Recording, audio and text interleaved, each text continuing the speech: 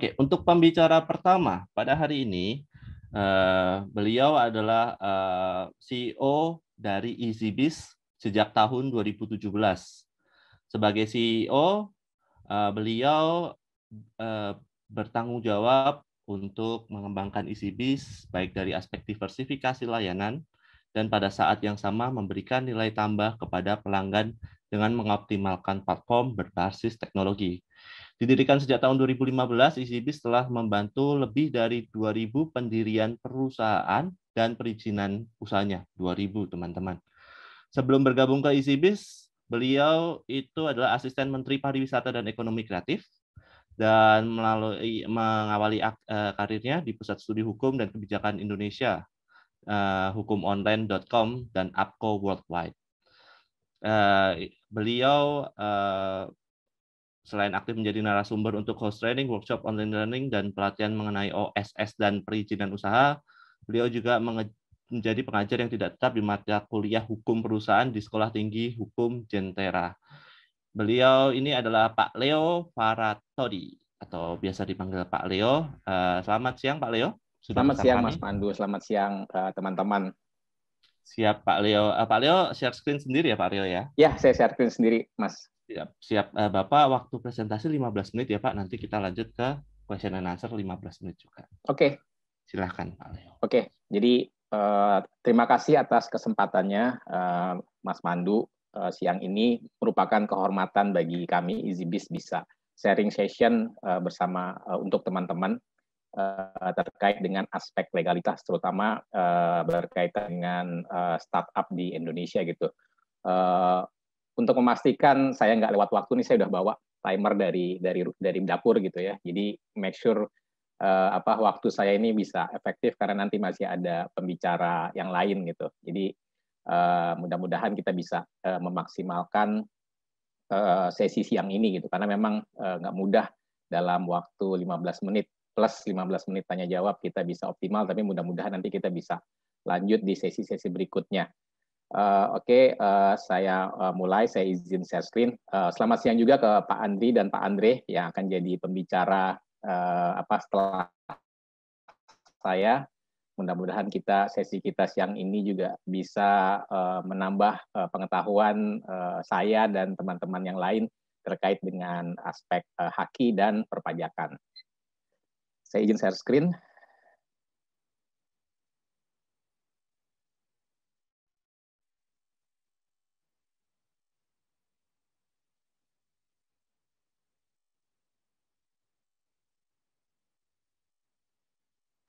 Apakah sudah terlihat? Sudah, Pak Leo. Oke, jadi saya dapat informasi bahwa peserta siang ini ada yang sudah mendirikan perusahaan, ada yang masih mempertimbangkan kira-kira kalau mau mendirikan perusahaan bentuknya apa dan hal apa aja sih yang harus diperhatikan.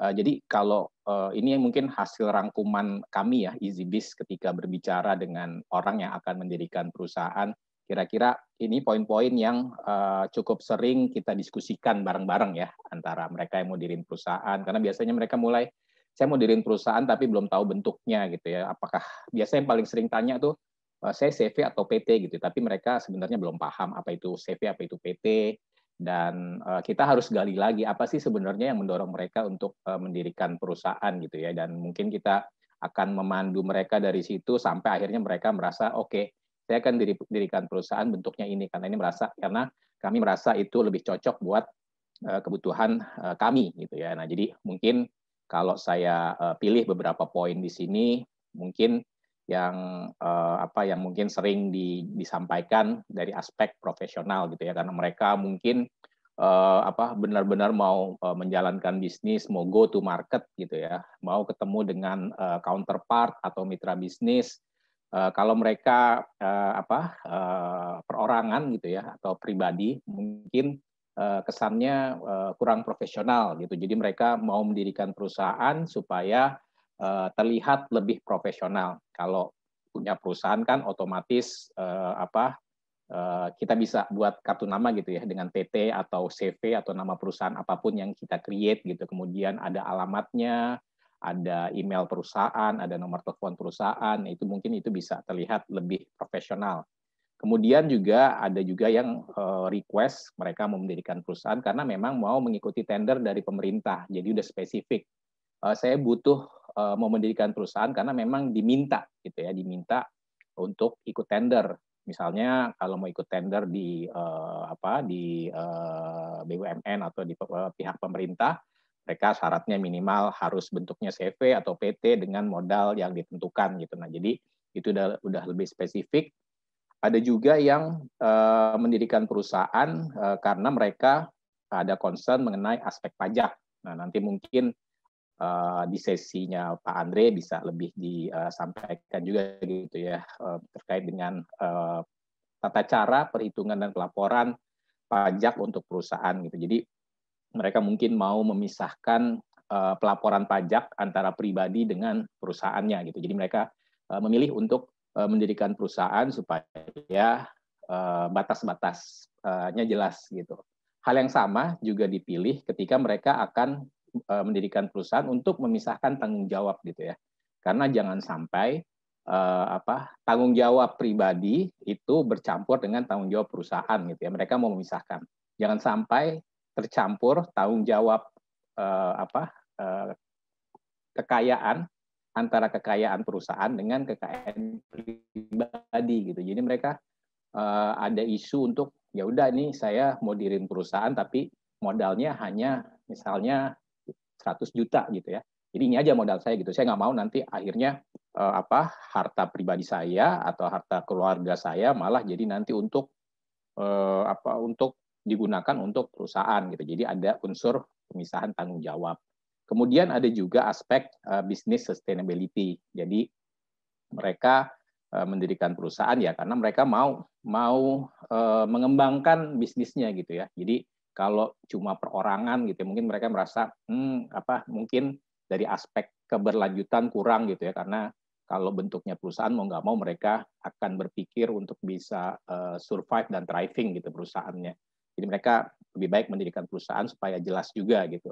Dan yang terakhir mungkin lebih dari strategi bisnis gitu ya. Oh, ini misalnya mereka udah punya bisnis plan yang solid gitu untuk 3, 5, 10 tahun ke depan gitu ya, dan mereka udah clear 3 tahun pertama mau melakukan apa, 5 tahun pertama, 10 tahun gitu ya, dan mereka untuk menyesuaikan strategi itu ya mereka mendirikan perusahaan yang disesuaikan dengan strategi bisnis mereka. Berikutnya mungkin ini yang harus diperhatikan juga dalam menentukan bentuk usaha. Yang pertama apa aja sih yang available gitu ya, yang bisa dipilih. Kalau tadi saya di awal bilang biasanya orang nanya apa sih bedanya saya mau diriin perusahaan kalau nggak CV PT gitu, tapi bedanya apa mereka juga sebenarnya belum paham. Jadi ya kita harus paham dulu karakteristik CV itu apa, karakteristik PT itu apa gitu ya. Kemudian juga ada apa yang harus diperhatikan adalah adanya ketentuan modal minimal gitu. Jadi kalau sebelum adanya Undang-Undang Cipta Kerja itu kalau mau mendirikan PT harus punya modal dasar 50 juta, kemudian 25%-nya harus di-store penuh gitu. Nah, itu kan jadi ada ketentuan modal minimal dan nggak semua orang gitu ya bisa memenuhi ketentuan ini gitu karena mereka misalnya mau mendirikan PT tapi terbentur dengan ketentuan modal minimal gitu. Jadi mereka nggak punya ya mereka harus memikirkan harus siap dengan opsi yang lain gitu. Untungnya pemerintah dengan Undang-Undang Cipta Kerja dan peraturan pelaksananya sudah menghapus untuk PT ketentuan modal minimalnya. Kemudian yang harus diperhatikan hal yang lain adalah persyaratan pendirian gitu. Ini sebenarnya gampang-gampang sulit ya teman-teman. Jadi walaupun basicnya hanya untuk bisa mendirikan perusahaan itu ada KTP yang masih valid, NPWP, kemudian KK gitu ya, tapi nggak semua orang ternyata bisa memenuhi persyaratan ini gitu. Coba aja teman-teman nanti mungkin kalau sesinya udah selesai gitu ya keluarin di dompetnya gitu. Coba cek KTP NPWP-nya, apakah formatnya udah format terbaru, apakah alamat KTP dan NPWP-nya sama gitu ya. Kalau belum itu harus disamain dulu gitu. Kemudian apakah teman-teman setiap tahun lapor pajak? Kalau nggak nanti akan jadi kendala ketika akan mendirikan perusahaan dan mengurus perizinannya. Jadi gampang-gampang susah untuk bisa mendirikan perusahaan. Tapi kalau KTP, KK, NPWP sudah diupdate, format terbaru, tidak ada masalah dalam pelaporan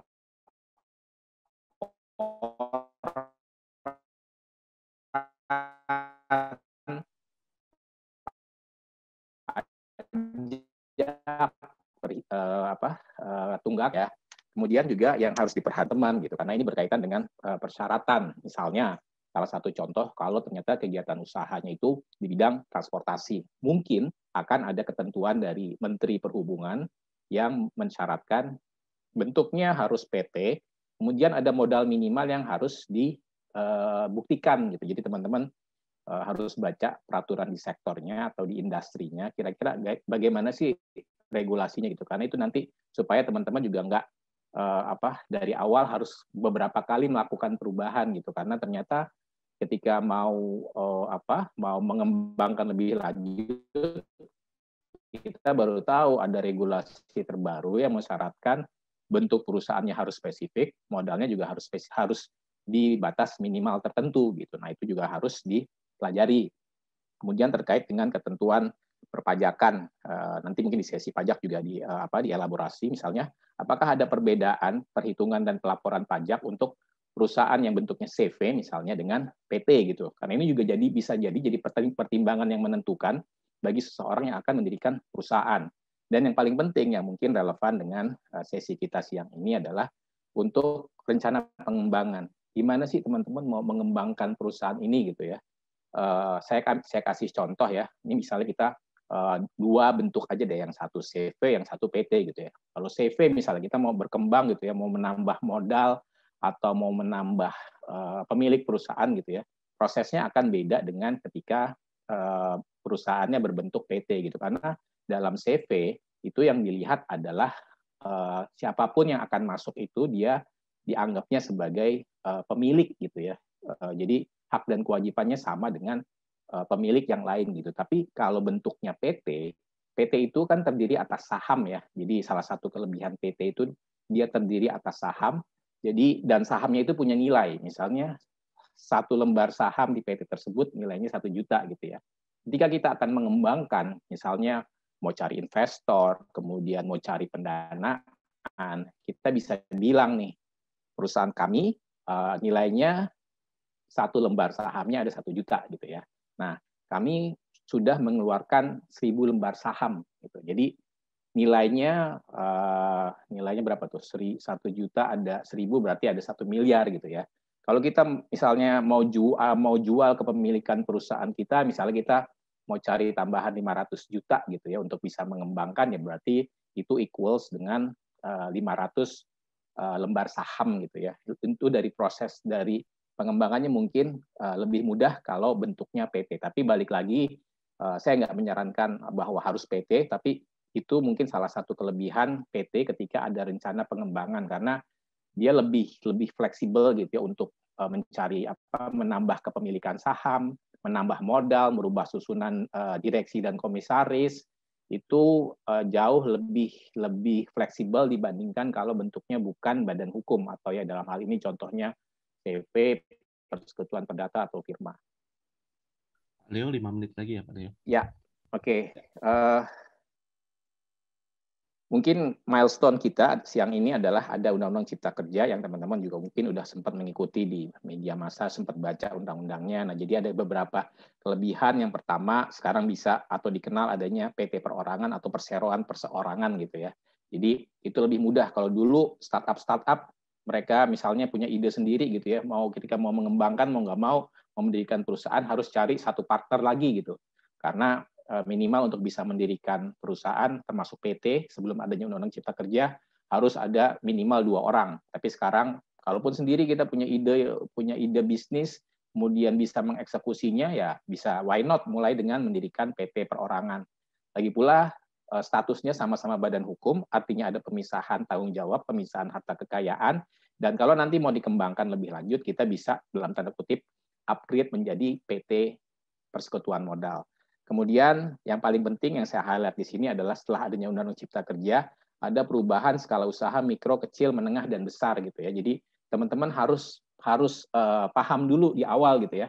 Saya mau mendirikan perusahaan masuk skala yang mana gitu ya, apakah mikro, kecil, menengah, dan besar. Kenapa ini jadi penting? Karena nanti akan berkorelasi dengan ini kegiatan usahanya risikonya apa sih? Masuk kategori risiko apa?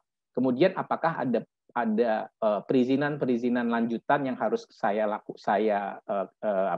proses setelah mendirikan perusahaan gitu. Nah, sekarang di Undang-Undang Cipta Kerja dan peraturan pelaksananya ini jadi penting gitu ya, skala usaha mikro, kecil, menengah, dan besar.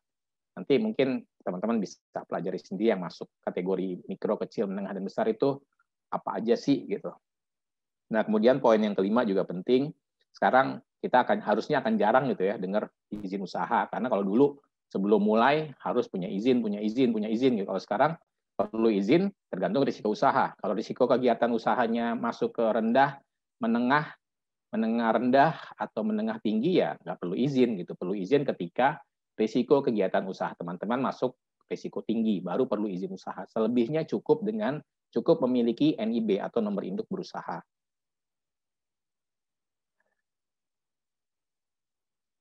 Ini mungkin saya skip ya untuk kelebihan kenapa sekarang orang-orang banyak yang mempertimbangkan untuk mendirikan PT perseorangan. Saya lebih mungkin masuk langsung ke bagian, nah ini salah satu kemudahan dari pemerintah untuk bisa mendirikan PT, baik PT perorangan maupun PT persekutuan modal. Kalau dulu kita harus dapat memproses SK dari Kementerian Hukum dan HAM, SK pengesahan kita nyebutnya untuk bisa dapat status badan hukum. Tapi sekarang kita cukup mengisi informasi seperti ini, kemudian kita upload dalam sistem Sisminbakum. Nanti kita akan perusahaan kita akan dapat status badan hukum dan terdaftar di database Kementerian Hukum dan HAM. Tapi ini masih belum berjalan, kita masih menunggu informasi dari pemerintah apakah ini sudah bisa dijalankan atau belum. Kemudian mungkin bagian yang penting yang teman-teman juga harus tahu setelah pendirian ini ada yang sering sekarang juga jadi perhatian gitu ya, compliance dan pelaporan. Jadi setelah perusahaannya berdiri jangan lupa untuk lapor pajak. Ini penting ya. Jadi pajak itu sekarang sistem OSS atau online single submission semuanya sudah terintegrasi teman-teman. Jadi begitu perusahaannya berdiri itu kantor pelayanan pajak udah dapat notifikasi ada PT baru yang baru berdiri, nama direkturnya ini, identitasnya ini gitu ya, otomatis mereka akan alert, akan mengirimkan reminder untuk lapor pajak, apalagi kalau ternyata dalam periode tertentu belum lapor, itu pasti akan dapat reminder terus-menerus gitu. Kemudian ada juga laporan keuangan, ini mungkin banyak orang yang mungkin mendirikan perusahaan tapi mereka sibuk untuk pengembangan bisnis, tapi mereka lupa bahwa sedari awal harus dibuat laporan keuangan yang sesuai gitu ya, sesuai dengan standar-standar keuangan atau dari perusahaan mereka gitu ya. Kemudian ada hal baru yaitu pelaporan LKPM, laporan kegiatan penanaman modal. Jangan lupa juga bisa jadi nanti setelah perusahaannya berdiri dikasih waktu pemerintah untuk memproses izin-izin standar atau sertifikat berkaitan dengan sistem yang baru ini. Kemudian jangan lupa ada kalau nanti perusahaannya berkembang harus dilakukan perubahan-perubahan dan penyesuaian. Laporan keuangan ini penting, ini dasarnya gitu ya teman-teman. Kalau sarjana hukum kayak saya gitu ya biasanya takut gitu ya kalau ketemu angka gitu.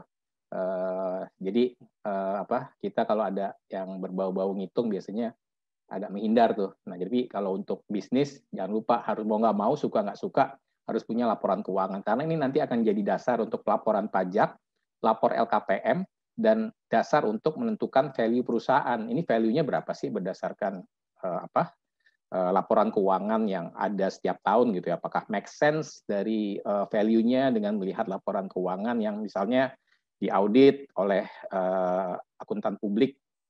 Kemudian ada laporan pajak yang tadi saya sampaikan, tapi nanti mungkin sesinya Pak Andre untuk cara pelaporan, cara perhitungan, apa bedanya PKP dan non-PKP. Kemudian juga yang tidak kalah pentingnya, laporan pajak ini akan menentukan apakah nanti perusahaannya bisa dikembangkan sesuai dengan keinginan dari atau sesuai dengan rencana teman-teman. Jadi kalau teman-teman nggak lapor pajak ya perusahaan gitu ya, ketika perusahaannya misalnya mau dikembangkan, mau berubah akta karena ada perubahan pemegang saham, masuknya investor baru sehingga harus merubah modal, itu kalau nggak lapor pajak otomatis nggak akan bisa diproses gitu ya, karena datanya udah terintegrasi. Teman-teman harus perbaiki dulu, harus update dulu laporan pajaknya, baru bisa proses gitu ya. Jadi make sure laporan pajaknya ini bagus kalau teman-teman emang mau mengembangkan perusahaannya dengan baik gitu. Ada 2 Kemudian menit lagi ya, maaf Alif. ya, oke. Kemudian LKPM ini yang tadi saya sebut ya, ini baru gitu ya. Jadi pemerintah berusaha agar perusahaan yang udah berdiri itu juga bisa dimonitor perkembangannya. Apakah mereka berkembang atau stagnan atau gimana gitu ya. Jadi selama ini LKPM itu kewajiban untuk perusahaan skala besar atau perusahaan yang ada investor asingnya, perusahaan PMA kalau teman-teman sering dengar. Tapi sekarang diperluas sehingga perusahaan skala kecil menengah juga harus wajib untuk lapor LKPM gitu. Tentu ada perbedaan ketentuan. Kalau perusahaan kecil menengah, kecil mungkin ya, itu periode pelaporannya mungkin 6 bulan sekali, tapi kalau skala menengah dan besar 3 bulan sekali gitu. Nah, itu juga teman-teman harus perhatikan karena sekarang pemerintah lebih agresif gitu untuk menagih laporan LKPM ini. Disuratin, kemudian mungkin ditelepon atau didatengin gitu ya. Karena melalui LKPM ini pemerintah bisa mengamati perkembangannya gitu ya. Jadi ini sebenarnya bagian dari kita untuk membantu pemerintah gitu ya, untuk tahu bahwa sebenarnya gimana sih perusahaan-perusahaan yang didirikan ini. Dan di sisi lain juga pemerintah ada sanksi, memberikan sanksi kalau memang tidak melaporkan. Mulai dari peringatan, kemudian setahu saya yang paling berat sanksinya pencabutan izin usaha. Ini kalau ada tadi yang saya sampaikan, kalau ada kewajiban harus memiliki sertifikat, standar, make sure ini diajukan atau diproses sebelum batas waktunya lewat. Kalau enggak, lagi-lagi nanti ada sanksi gitu ya. Jadi biasanya pemerintah mereka paham lah bahwa untuk bisa memproses sertifikat tertentu gitu ya, butuh waktu misalnya beberapa bulan. Jadi dikasih waktu 1 tahun, tapi dalam 1 tahun si pelaku usaha yang perusahaannya baru berdiri ini harus mengajukan prosesnya. Dan ini terakhir, jadi teman-teman juga harus yang tadi saya sampaikan di awal, ini balik lagi ke strategi bisnisnya gitu ya. Karena kalau perusahaan itu berkembang, otomatis dia akan cari calon investor, dia akan memikirkan gimana caranya supaya bisa dapat tambahan modal, kemudian melakukan ekspansi, melakukan pendanaan gitu ya untuk ada dana yang bisa dipakai untuk pengembangan perusahaan. Kemudian kalau memang ternyata nggak berjalan dengan baik gitu ya, strategi bisnisnya, planningnya, atau ada sesuatu yang di luar perkiraan gitu ya, berarti perusahaannya harus dibubarkan. Nah, masing-masing ini memerlukan dokumen-dokumen perusahaan yang terkelola dengan baik gitu ya. Jadi kalau dokumennya berantakan, nggak sesuai urut-urutannya, kalau kita mau melakukan corporate action terkait dengan 6 hal ini ya pasti nanti akan ada kendala gitu ya, atau akan keluar biaya dan waktu tambahan untuk merapikan dokumen-dokumen legalitasnya untuk bisa memuluskan 6 poin ini. Oke, mungkin kalau dari saya sesinya lebih kurang itu Mas Pandu. Selanjutnya saya serahkan kembali ke Mas Pandu. Presenter selanjutnya, speaker selanjutnya, kita kedatangan tamu dari Kepala Bagian Program dan Pelaporan Direktorat Jenderal Kekayaan Intelektual Kementerian Hukum dan Hak Asasi Manusia. Beliau sudah menyelesaikan pendidikan formal terakhirnya pada program doktoral ilmu hukum di Universitas Pajajaran, mempunyai 3 pendidikan formal dengan bidang ilmu yang berbeda, yakni teknik arsitektur, hukum, dan manajemen ekonomi telah dilewati. Pendidikan non formalnya juga banyak sekali, ada pelatihan kekayaan intelektual IASTP 2 di University of Technology Sydney, Australia, pelatihan industrial property di Japan Patent Office atau GPO 2003, Ini ada juga pelatihan negosiasi perjanjian internasional di Kuala Lumpur, pelatihan mediasi KI di European Union Intellectual Property Office. Banyak sekali pengalamannya. Langsung saja kita sambut Dr. Andriensah atau Pak Andri. Silakan Pak Ya, Andri, waktunya sekitar 15 menit untuk presentasi. Nanti question answer-nya terakhir ya Pak ya. Kita siap, kompres. siap, Mas Pandu. Terima kasih. Terima kasih, Mas Pandu. Assalamualaikum warahmatullahi wabarakatuh pada seluruh peserta. Terima kasih. Sebelumnya saya sudah diundang. Saya lihat memang di sini kalau bicara dengan startup nih muda-muda semua ya. Saya udah kejaduan, saya pikir, tapi saya mencoba untuk menyesuaikan. Karena kelihatannya juga kalau saya nggak terlalu tahu tua juga ya dibanding yang muda-muda nih. Maksudnya wajahnya masih 11-12 Pak. 11-12 Pak ya. Saya yang Iya. 12-nya, mereka masih 11. Baik, kalau tadi sudah dijelaskan kalau terkait dengan bagaimana PT segala macam untuk badan usaha ya. Nah, yang kadang-kadang kita lupa nih dalam membuat suatu usaha itu adalah terkait dengan bagaimana mengelola kekayaan intelektual. Nah, ini yang penting yang saya rasa teman-teman di startup ini harus sudah mulai, bukan sudah mulai, dan memang wajib untuk care, artinya sudah mulai memperhitungkan kekayaan intelektual ini sebagai salah satu aspek strategis yang harus diperhitungkan untuk berhasil dalam bisnis. Jadi bisnis ini tidak hanya dalam offline juga, online juga. Karena mengapa? Kalau kita melihat kekayaan intelektual, sistemnya itu nanti adalah suatu sistem yang sangat yang sangat cepat ya, lebih cepat daripada sistem yang biasanya. Kalau yang biasanya nanti tidak ada perlindungan, itu akan istilahnya siklus bisnisnya lambat dan akan cepat mati. Dengan sistem kekayaan intelektual ini, ekosistemnya itu nanti akan lebih cepat. Mungkin bisa next masuk Mbak Ditya. Di slide yang pertama kita bisa melihat bahwa kita bisa membedakan nanti, saya belum masuk ke substansinya dulu ya, apa itu KI, tapi di sini saya ingin melihatkan bagaimana environment daripada ekosistem kekayaan intelektual. Jadi kalau saya membayangkan bahwa dalam sistem ekosistem kekayaan intelektual ada namanya bagian kreasi, elemennya, ada proteksi, ada utilisasi. Jadi ini seperti seperti mesin selalu berputar. Jadi berputar, kalau mesin ingin berputar, berjalan, bergerak, tentunya membutuhkan bahan bakar. Tentukan juga pelumas untuk lebih tahan lama. Jadi kalau kita berbicara bisnis biasa, mungkin saja kita bisa membuat bisnis hanya dengan bahan bakar saja, artinya dengan tanpa perlindungan, proteksi. Jadi begitu ada bahan produknya kita langsung jual, bisa saja. Tapi bagaimana efeknya kalau mesin tanpa pelumas? Tentunya kan akan cepat lebih rusak. Gitu. Nah, di mana fungsi kekayaan intelektual? Fungsi kekayaan intelektual ini saya membayangkannya dia sebagai pelumas daripada mesin tersebut. Contohlah mobil kita.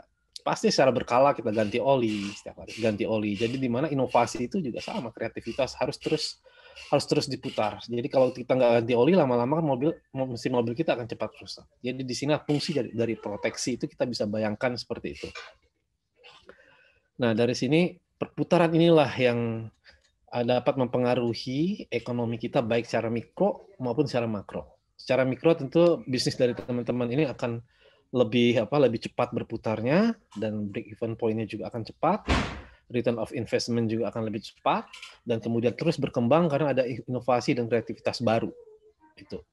Yang kedua tentunya dengan adanya ekosistem ini secara makro tentu pertumbuhan ekonomi nasional juga akan terdukung. Nanti tentunya kan pajak kita bertambah, tentunya negara juga akan diuntungkan secara makro, secara ekonomi. Di sisi lain juga dengan kemampuan untuk menjual ke luar negeri, devisa masuk ke negara kita. Nah, ini juga menjadi nilai tambah. Kita sudah bisa lihat bagaimana negara-negara besar dikuasa dengan para startup-nya itu bisa mengkolek devisa dari luar. Nah, itu salah satunya sebenarnya mereka dengan kekayaan intelektual ini. Karena di dalamnya sebenarnya ada kekayaan intelektual yang harus diperhitungkan, baik itu berupa nanti ada merek, ada hak cipta di sana, aplikasinya misalnya, teknologinya nanti dilindungi paten, kemudian juga ada yang namanya desain industri untuk penampilan dari suatu produk. Nah, ini juga yang perlu dipertimbangkan teman-teman dalam menjalankan bisnis. Next. Nah, gimana sebenarnya perkembangan teknologi dan inovasi baru-baru ini? Sebenarnya kita bisa bagi, ada yang terkait dengan industri, ada yang terkait dengan budaya di sana, dikaitkan juga dengan commerce, artinya dengan komersialisasi. Nah, kalau bicara teknologi biasanya industri. Nah, nanti industri yang bekerja di situ. Teknologi, misalnya paten dan sebagainya di sana. Lalu ada culture atau budaya, baik itu dari segi hak ciptanya di sana, bagaimana hak ini sebagai rights ini juga sebagai bagian daripada kepemilikan dari suatu culture. Nah, ini juga menjadi salah satu yang harus kita mulai merubah mindset bahwa rights ini menjadi satu hal yang penting, apalagi di era digital ini ya. Hak kekayaan intelektual penting, dia adalah aset intangible aset.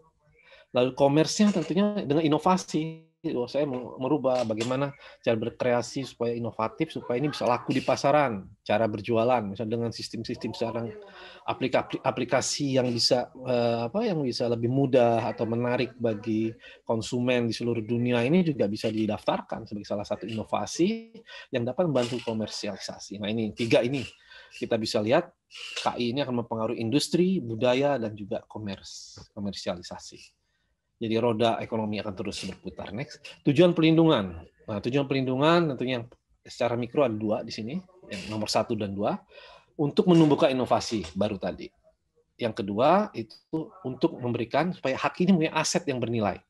Nah, aset yang bernilai ini bukan berarti hanya dia mempunyai nilai jual, bisa dijual atau dilisensikan, tapi di sisi lain dia juga bisa dijaminkan. Sekarang ini kita sudah mengarah ke IP financing. Jadi misalnya usaha kecil menengah ataupun perusahaan besar, jika membutuhkan biaya, misalnya kurang modal, bisa saja menjaminkan KI tersebut. Contohlah kalau kita lihat bagaimana merek-merek yang besar, misalnya Coca-Cola.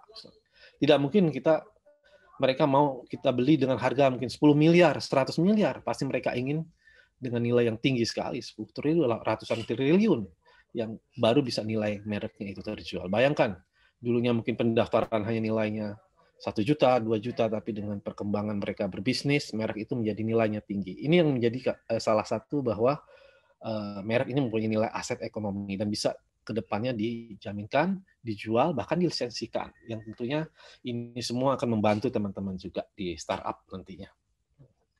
Next.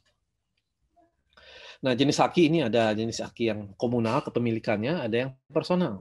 Nah, mungkin yang sering dihadapi yang personal ya. Kalau yang komunal itu bisa folklore atau ekspresi budaya tradisional, sumber daya genetik, misalnya tumbuh-tumbuhan, jahe, ginseng dan sebagainya yang punya nilai-nilai tertentu yang berfungsi, yang nilai-nilai kegunaan yang bisa dikembangkan. Lalu pengetahuan tradisional seperti kalau kita bilang tukang jamu itu punya pengetahuan tradisional. Lalu misalnya tukang refleksi juga punya pengetahuan tradisional untuk menyembuhkan. Nah, itu yang perlu dijaga juga. Nah, kemudian indikasi geografis seperti kopi gayo. Kopi gayo yang berasal dari Gayo itu punya tes tertentu, reputasinya tertentu, rasanya tertentu, tapi asalnya hanya dari Gayo. Jadi itu juga ada unsur yang sifatnya eksklusif kalau kita bilang. Nah, ini masuk kemudian kita ke hak yang personal. Ini yang akan sering dihadapi, yaitu yang hak cipta atau hak terkait. Cipta itu pelindungannya untuk seni, untuk sastra, ataupun pelaku, bisa untuk broadcasting, bisa juga untuk fonogram, artinya sifat-sifat karya-karya yang difiksasikan kemudian dijadikan dalam bentuk CD dan sebagainya, dalam bentuk rekaman, itu juga dilindungi. Lalu bagaimana juga dalam hak industri ini ada paten untuk invensi teknologi, jadi harus dibedakan ya. Paten, merek, desain industri, rahasia dagang, desain tata letak sirkuit terpadu, dan pelindungan varietas tanaman itu hal yang berbeda. Jadi paten untuk perlindungan invensi teknologi, kalau kita bicara merek, nanti bicaranya penanda produk. Lalu desain industri itu lebih kepada desain produk, desain penampilan luarnya, daya tampilnya, misalnya kita banyak lihat di etalase, misalnya handphone. Ada 10 handphone, kita pasti akan memilih salah satu karena yang menarik yang mana. Itulah fungsi dari desain industri. Kemudian rahasia dagang, ini yang banyak kita perlu lakukan juga, artinya tidak semua harus dipublish. Kita bisa melakukan perlindungan ke intelektual kita sendiri, mandiri, dengan merahasiakannya. Tapi tentunya untuk sesuatu hal yang mudah dirahasiakan seperti formula, seperti resep-resep makanan. Contohlah McDonald, dia merahasiakan daripada burger-burger mereka, maka mereka mengirimkan, mengekspor langsung ke kita dalam bentuk beku. Mereka tidak mau diolah di Indonesia, karena kalau diolah di Indonesia tentu formulasinya ketahuan, resepnya ketahuan. Ini akan mengancam bisnis mereka. Ini perlindungan rahasia dagang. Kemudian desain tata letak sirkuit terpadu itu lebih kepada IC. Kita lihat IC di dalam IC itu sebenarnya yang dibuat dengan komputerisasi ya, artinya hanya bisa dilihat oleh mata mikroskop dan yang diperbesar berjuta-juta kali baru terlihat. Nah, ini mempunyai fungsi yang jutaan. Nah, ini gimana kita dulu punya komputer mungkin segede lemari, sekarang hanya segede saku pun kita bisa, handphone kita. Dengan satu IC yang kecil dia bisa berfungsi jutaan. Kenapa? Karena layout-nya itu dibuat sedemikian rupa sehingga sangat kecil sekali dan itu bisa lebih efektif dan fungsinya ditingkatkan di dalam ukuran yang sangat kecil tersebut. Nah, ini yang menjadi terobosan-terobosan di era sekarang ini, industrial 4.0 dan 5.0 nantinya juga ini menjadi kata kunci juga. Perlindungan varietas tanaman. Nah, ini juga mungkin ini lebih banyak ke yang suka bertani ya, artinya sudah menanam. Bisa saja ada bunga ataupun beras. Sekarang ada beras pandan wangi, itu termasuk varietas tanaman.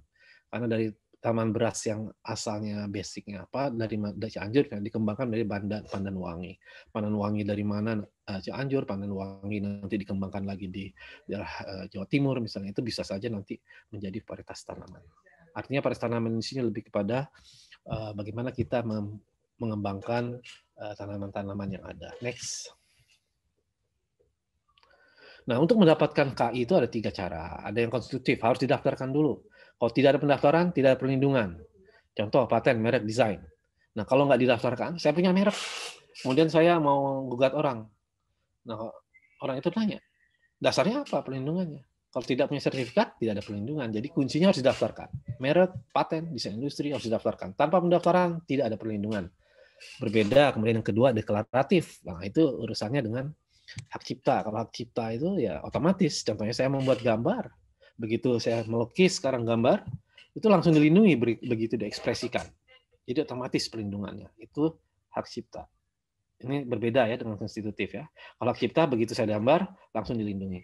Dan perlindungannya juga kalau hak cipta kita bisa atau bisa dilindungi secara otomatis di seluruh dunia yang mengikuti namanya konvensi Bern. Jadi saya punya hak cipta, misalnya teman-teman startup punya aplikasi untuk apa, misalnya untuk online atau apa yang bisa bagus, kemudian dibajak oleh atau ditiru oleh teman-teman dari Amerika. Bisa kita untuk menggugat mereka di Amerika tanpa harus mendaftar di Amerika karena Amerika anggota Bern. Nah, tinggal kita ikut aturan di Amerikanya. Nah, itu perlindungannya otomatis. Berbeda dengan kalau yang paten. Paten saya hanya daftar di Indonesia, begitu di Amerika saya tidak daftarkan, orang Amerika bisa boleh bebas meniru. Nah, seperti itu bedanya. Terakhir kerahasiaan, yang rahasia dagang ini yang tadi saya sampaikan, dengan kemampuan kita menjaga kerahasiaan secara mandiri dan kita buat suatu prosedur-prosedur yang orang lain tidak bisa mudah mengakses rahasia tersebut, nah itu kita upayakan. Perlindungannya bisa lama kalau kerahasiaan 100 tahun, 200 tahun kalau tidak bocor ya. Contoh Coca-Cola selama 100 tahun pun belum ada yang tahu dan itu tidak bocor.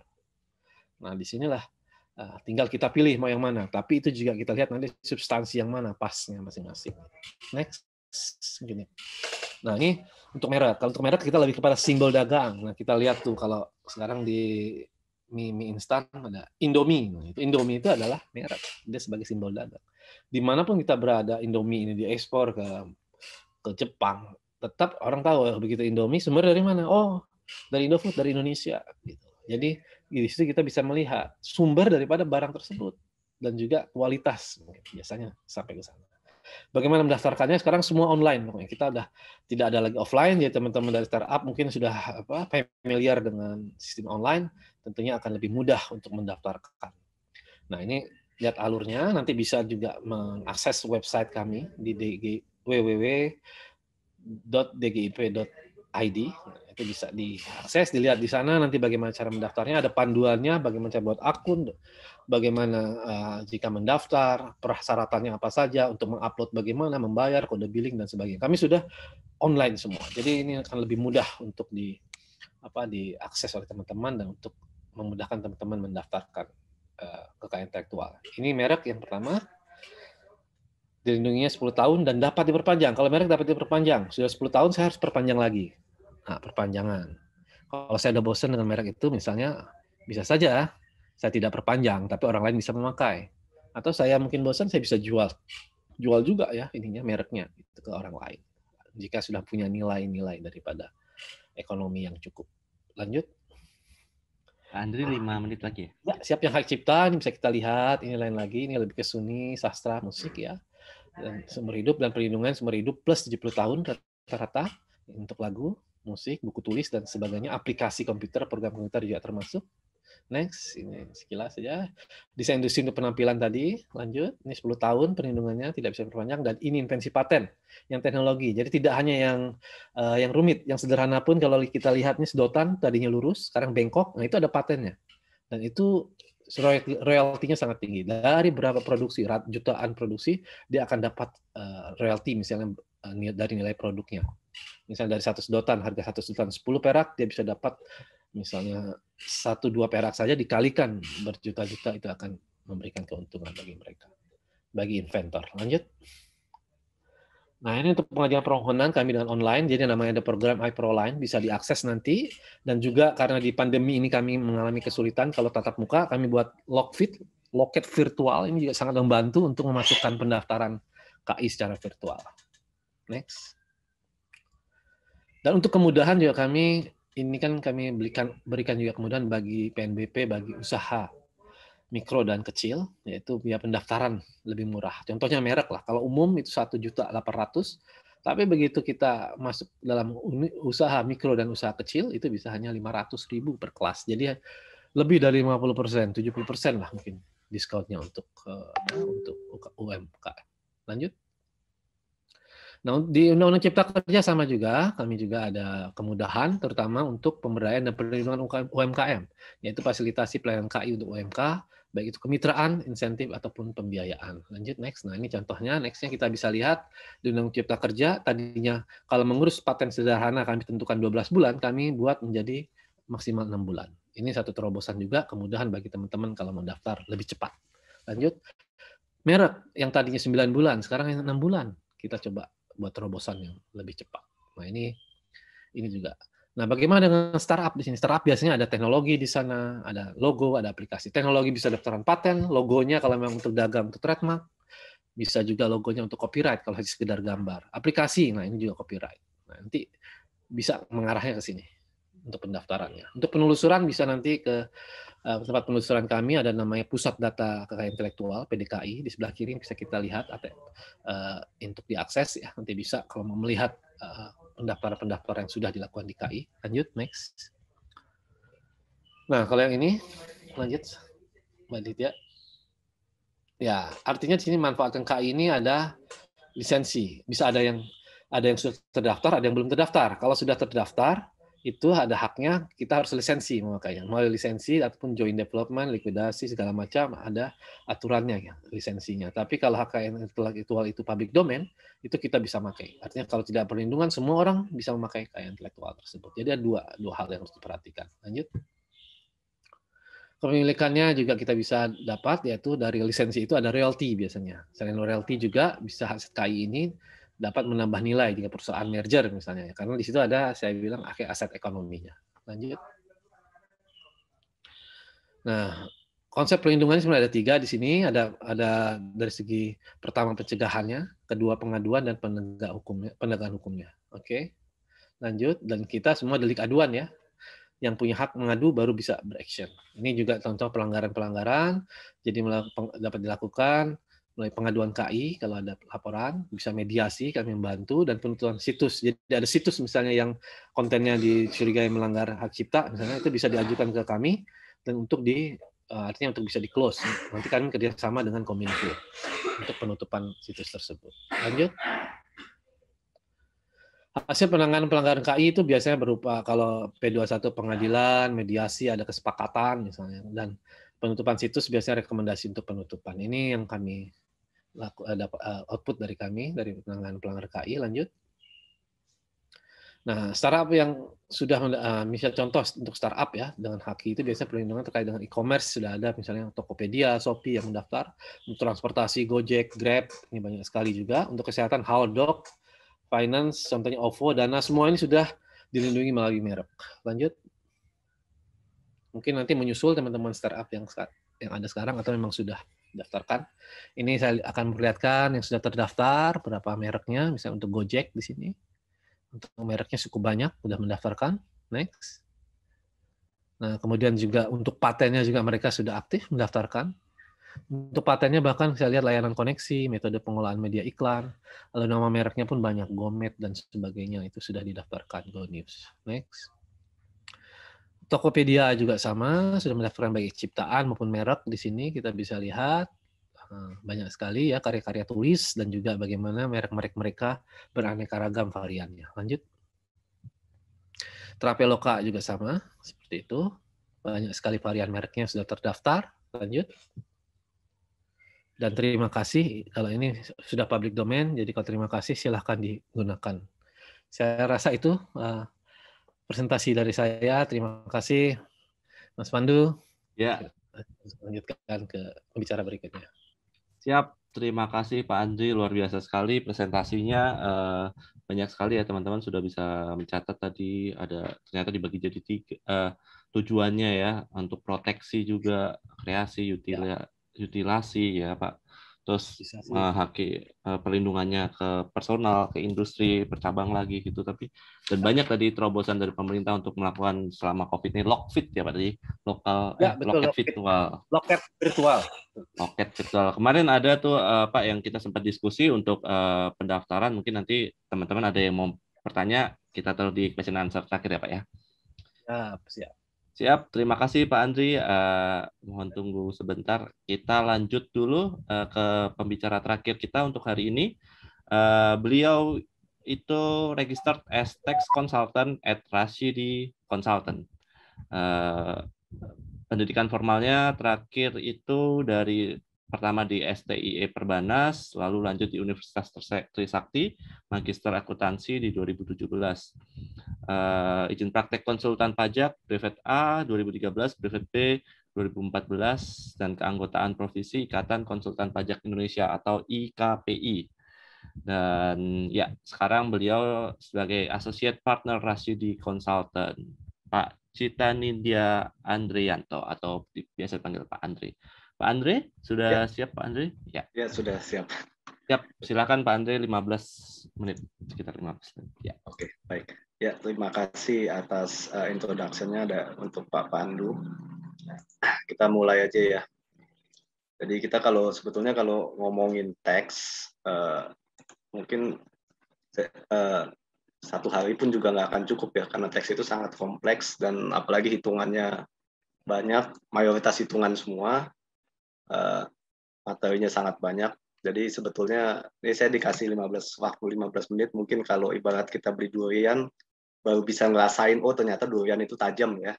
Kita belum bisa ngelihat isinya durian itu seperti apa. Oke, supaya nggak lama-lama langsung kita mulai aja basic of tax for startup. Jadi kalau ada istilah tidak kenal maka tak sayang itu, jadi kita harus tahu dulu apa sih itu pajak. Jadi pajak itu ini definisi sesuai dengan Undang-Undang Ketentuan Umum Perpajakan. Jadi pajak itu adalah kontribusi wajib terhadap negara yang terutang oleh orang pribadi atau badan bersifat memaksa menurut undang-undang dan tidak mendapatkan imbalan secara langsung.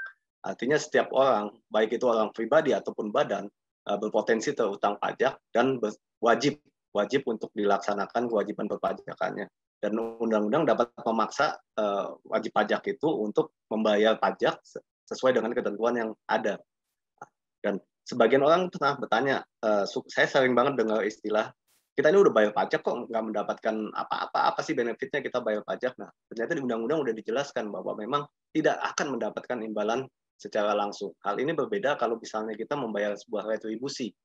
Kita mau parkir, kita udah bayar 5.000, nah kita pasti mendapatkan imbalan berupa space. Nah, kalau pajak tidak, karena memang di undang-undang diatur seperti itu. Nah, pajak ini ada dua, ada pajak pusat, ada juga pajak daerah. Pajak pusat itu antara lain seperti pajak penghasilan, pertambahan nilai, penjualan barang mewah, biaya materai, dan pajak daerah itu antara lain BPHTB, pajak bumi bangunan, dan pajak daerah lainnya kayak pajak iklan, pajak restoran, pajak hiburan.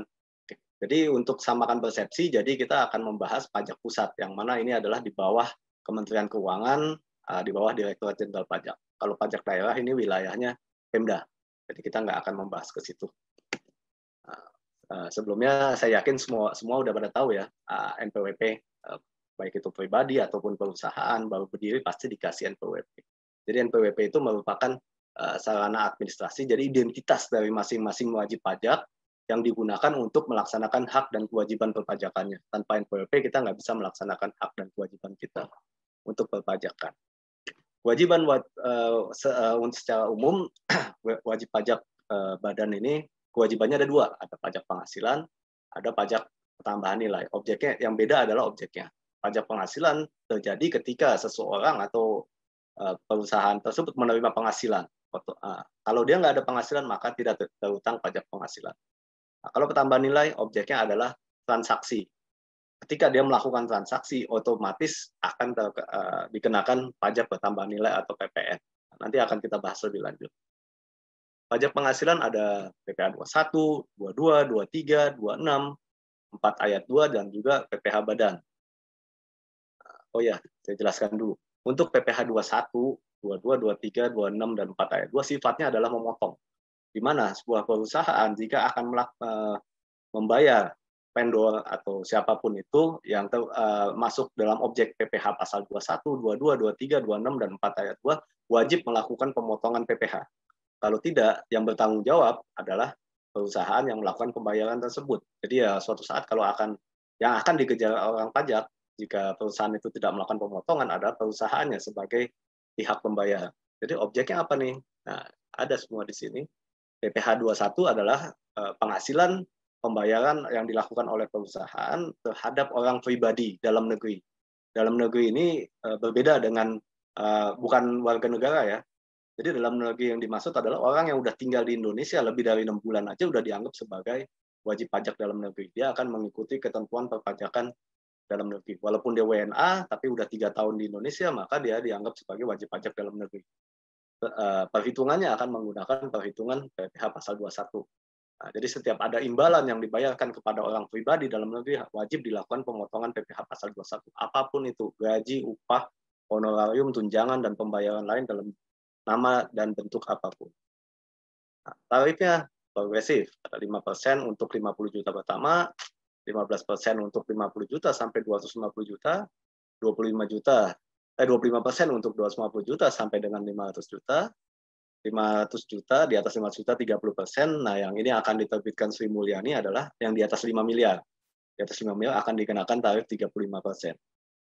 Bagi orang yang tidak mempunyai NPWP, maka PPh-nya akan lebih tinggi 20% daripada yang memiliki NPWP. Nah, berikutnya ada PPh pasal 22. PPh pasal 22 hanya dikenakan ketika kita melakukan impor, penjualan kepada pemerintah atau BUMN, jadi perusahaan yang memang segmentasinya mengikuti proyek-proyek pemerintah, ini pasti setiap kali transaksi akan dipotong PPh pasal 2 oleh pemerintah atau BUMN tersebut. Sama yang terakhir, penjualan barang tertentu kayak barang-barang pertambangan atau emas, kayak kita beli emas di Antam, itu biasa dikenakan PPh pasal 22. Nah, PPh pasal 23 objeknya adalah ada bunga tapi bukan bunga bank ya. Kalau bunga kita pinjam uang di bank, ada bunga, bank itu dibebaskan dari pemotongan PPh pasal 23. Ini mungkin untuk yang sekarang lagi heboh ini pinjaman online ya, pinjol-pinjol yang mungkin tidak terdaftar di OJK, yang ilegal-ilegal gitu, ketika dia kenakan bunga, kita bayar bunganya, kita wajib memotong PPh pasal 23. Terus ada royalti, tadi ini sejalan dengan informasi Pak Andri tadi pembicara sebelumnya, masalah hak cipta gitu kan. Pasti ada royaltinya.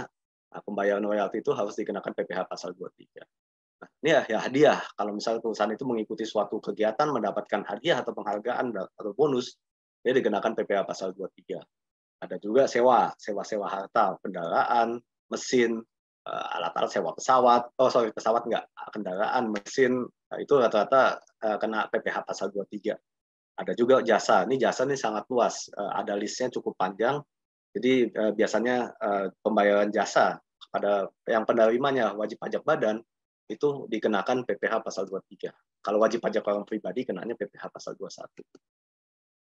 Ada juga PPh pasal 26. Ini adalah pembayaran untuk wajib pajak luar negeri. Nah, ini kalau kita transaksi dengan orang asing, kita menggunakan jasa orang asing, ketika kita bayar, kita potong PPh pasal 26. Sama kalau kita perusahaan asing yang kita gunakan jasanya, kita harus memotong PPh pasal 26. Tarifnya 20%. Yang banyak orang nggak tahu adalah sebagian besar banyaknya startup saat ini nih menggunakan teknologi-teknologi dari luar seperti Instagram, Facebook, Google, ini termasuk Zoom juga. Nah, pada saat kita membayar Zoom, seharusnya kita mengenakan PPh pasal 26 dengan tarif 20%. Tapi saya yakin banyak yang tidak melakukan ini. Yakin banget. Karena memang sebagian memang tidak tahu ya. Kita lanjut. Ada PPh pasal 4 ayat 2. Nah, ini terutangnya atas sewa tanah atau bangunan dengan tarif 10%. Kalau ada juga kalau misalnya kita menjual tanah atau bangunan, itu kenakan PPh pasal 4 ayat 2 dengan tarif 5%. Ada juga jasa konstruksi. Kalau kita menggunakan vendor untuk misalnya perbaikan bangunan, renovasi, nah itu tarifnya ada 2%, 3%, sampai dengan 4%. Nah, ini tergantung klasifikasi sertifikasi usahanya. Nah, biasanya mereka kalau kontraktor itu punya SBU, sertifikat badan usaha. Nah, di situ kelihatan grade apa, grade besar, grade kecil. Nah, itu tarifnya beda-beda. Nah, PPh badan. Oke. Nah, jadi setiap perusahaan yang baru berdiri, sebetulnya dia ini otomatis menggunakan tarif UMKM. Ya kan, di mana tarifnya 0,5% dari peredaran bruto bulanan. Jadi setiap perusahaan berbentuk PT khususnya, ketika kita baru mendaftar dapat NPWP, dia tuh mendapatkan fasilitas bisa menggunakan tarif UMKM selama 3 tahun pertama. Yang penting dia ini omsetnya per tahun tidak lebih dari 4,8 miliar. Nah, ini otomatis ya. Nah, yang kalau kita memilih untuk tidak menggunakan pun boleh, tapi ini otomatis dia menggunakan ini. Jadi setiap kali dia ada income tiap bulan, dia wajib menyetorkan 0,5% setiap bulan. Nah, nanti pada saat akhir tahun, pembuatan laporan keuangan tahunan, pembuatan SPT tahunan tidak ada lagi yang perlu dibayarkan.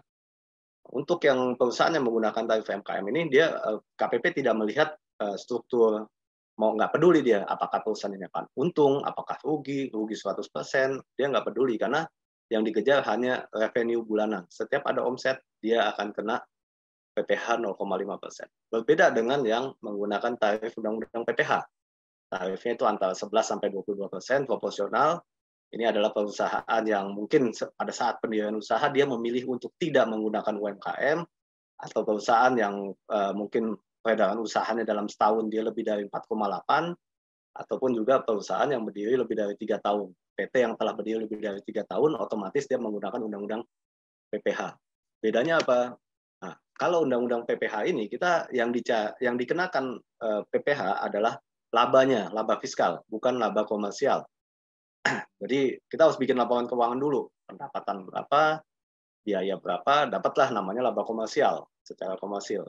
Nah, habis itu secara pajak diatur lagi tuh ketentuan, biaya-biaya mana yang boleh menjadi pengurang dan biaya mana yang tidak boleh. Nah, setelah dilakukan koreksi fiskal, baru didapatkan adalah laba fiskal. Dari laba fiskal itu baru dikenakan tarif antara 11 sampai 22%.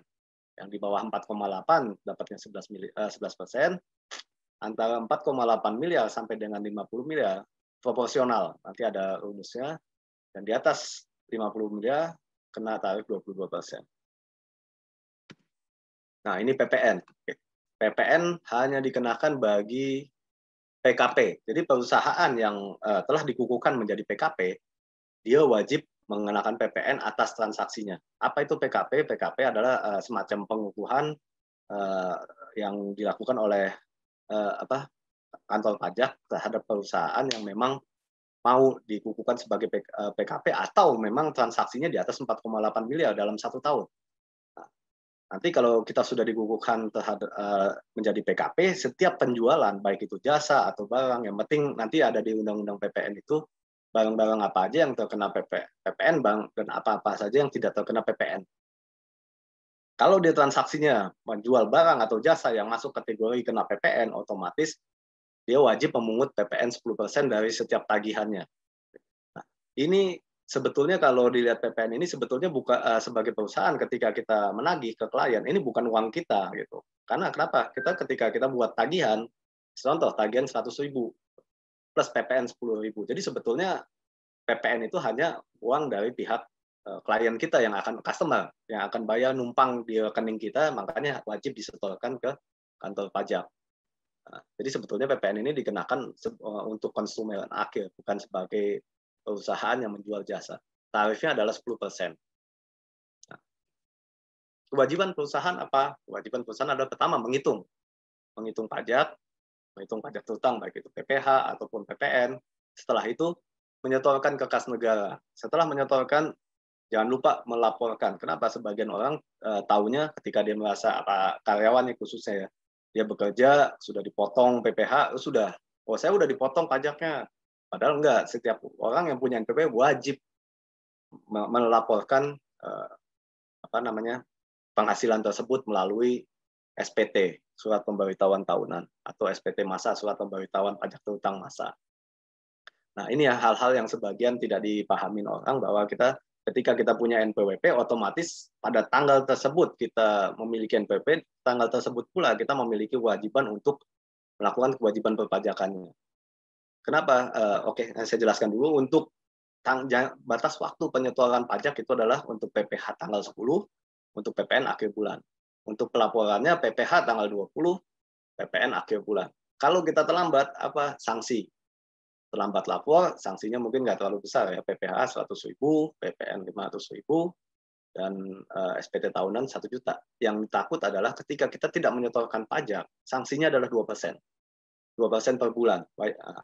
Bayangin kalau dalam 2 tahun, udah 48% dari total pajak yang harus disetorkan. Nah, masa daluarsa suatu pajak itu adalah 5 tahun. Contoh, kita lapor SPT tahunan 2020. Kalau sampai tahun 2025 tidak ada surat apapun atau pertanyaan dari KPP, artinya laporan pajak tahun 2020 kita sudah aman. Tidak akan diganggu-gugat lagi selama kita tidak melakukan pidana pajak. Biasanya KPP baru ngusik-ngusik kita setelah lewat di tahun-tahun ketiga, tahun keempat, baru mulai tuh ada pertanyaan ini, pertanyaan itu. Nah, jika ada surat tagihan pajak karena kurang bayar di tahun 4 tahun ke depan, nah, kena sanksinya 48% dari total kurang pajak yang harus dibayar. Jadi sebetulnya kalau saya lebih senang preventif ya. Kalau kita benahin bulanan, kita rajin lapor, jadi nanti suatu saat ada temuan pun juga temuannya tidak terlalu besar, tidak membebankan keuangan perusahaan. Nah, 3 menit ya. lagi. Oke, baik. Nah, ini beberapa kali saya ada diskusi ya, khususnya dengan perusahaan-perusahaan yang melakukan pengembangan usaha. Rata-rata dia sudah membuat bisnis model, dia sudah diskusi dengan legal, tapi kadang kita ini bagian accounting sama tax ini kadang suka nggak dilibatin. Dampaknya apa? Ketika kita review hasil bisnis modelnya tersebut, oh ternyata ini secara pajak bahaya nih, tidak sesuai, tidak comply. Jadi bagaimana ya? Kita harus mengulang lagi nih bisnis model. Jadi antara bisnis model, bisnis plan, antara legal, accounting, dan tax ini adalah suatu kesatuan menurut saya. Jadi semuanya, jika kita memang ingin mengembangkan usaha, ya kan, jika memang harusnya semua direncanain dari awal, mulai dari bisnisnya seperti apa, bagaimana legal form-nya, bagaimana nih pencatatan akuntansinya, ada dampak perpajakannya apa. Nah, jadi kalau saya berharap sih, memang saran saya ketika kita ingin mengembangkan usaha, harus dipikirkan semua aspek ini ya. Jadi jangan hanya dari sisi bisnis dan legalnya saja gitu. Karena justru yang memiliki dampak secara finansial nih di pajak ini. Dampaknya besar, sanksinya besar. Jangan sampai ketika kita mau mengembangkan usaha, kita mendapatkan investor, uang yang kita diinvestasikan itu sebagian besar kita gunakan hanya untuk membayar hutang pajak. Jadi dampaknya perusahaan tidak bisa berkembang. Jadi lebih kurang sih gambaran saya seperti itu ya mengenai perpajakan. Jadi sudah selesai, jadi saya kembalikan ke Mas Pandu. Terima kasih. Ya, terima kasih Pak Andre. Wah, luar biasa sekali. Padahal sebenarnya bahannya banyak tapi padat sekali, luar biasa. Terima kasih loh Pak Andre memampatkan semuanya hingga bisa tersampaikan baik saya. Jenis-jenisnya di breakdown satu-satu sampai tadi mungkin PPh badan itu yang perlu diperhatikan juga ke teman-temannya. Wah, sudah banyak yang raise hand, Mbak Carolina, Mas Randi, tapi kayaknya sudah ada yang di chat tadi 2 dulu. Mungkin saya persilakan yang tadi dulu ya. Ada saya 2 dulu deh. Saya buka di Mbak Niam sama Mbak Afifah. Silakan disampaikan langsung pertanyaannya. Habis itu mungkin nanti Mbak Carolina, Mas Randi 2 kali ya. Aku silakan Mbak Niam dulu dari Robris. Silakan ditujukan ke siapa juga pertanyaannya. Mbak Niam. Ya. Halo, ya. Pertama mau nanya ke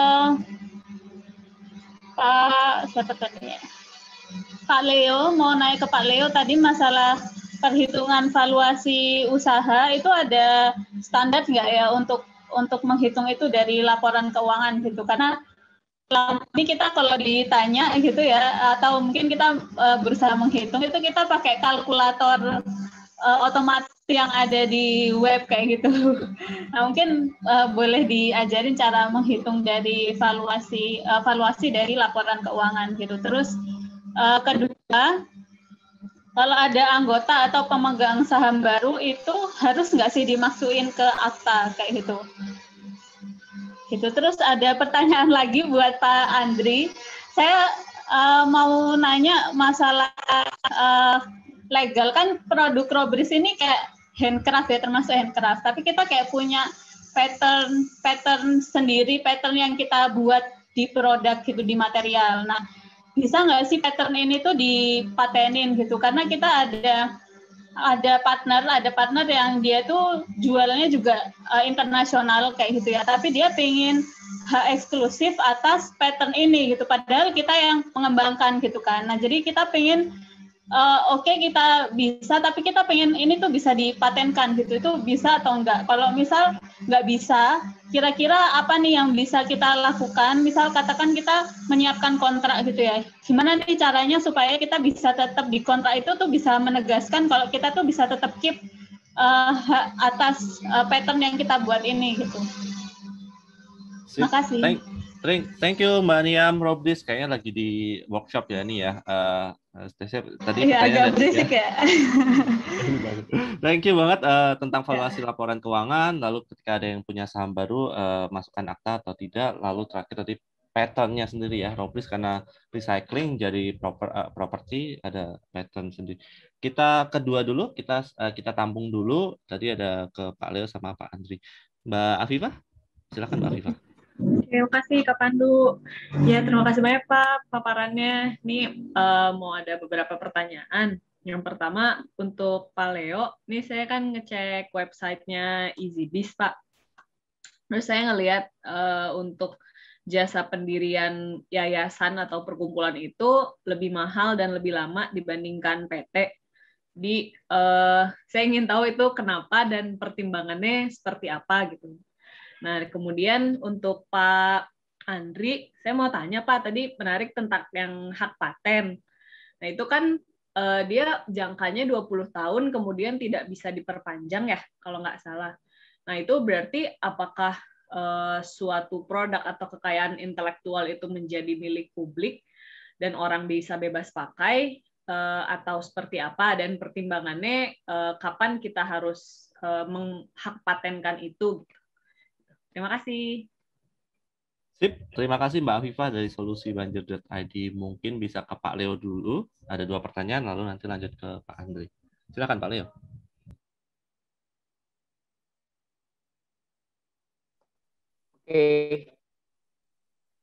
Oke, Mas Pandu, saya mulai dari Mbak Afifah, Mbak Niam. Yang pertama terkait dengan cara menghitung valuasi perusahaan, yang terutama dikaitkan dengan pelaporan keuangan.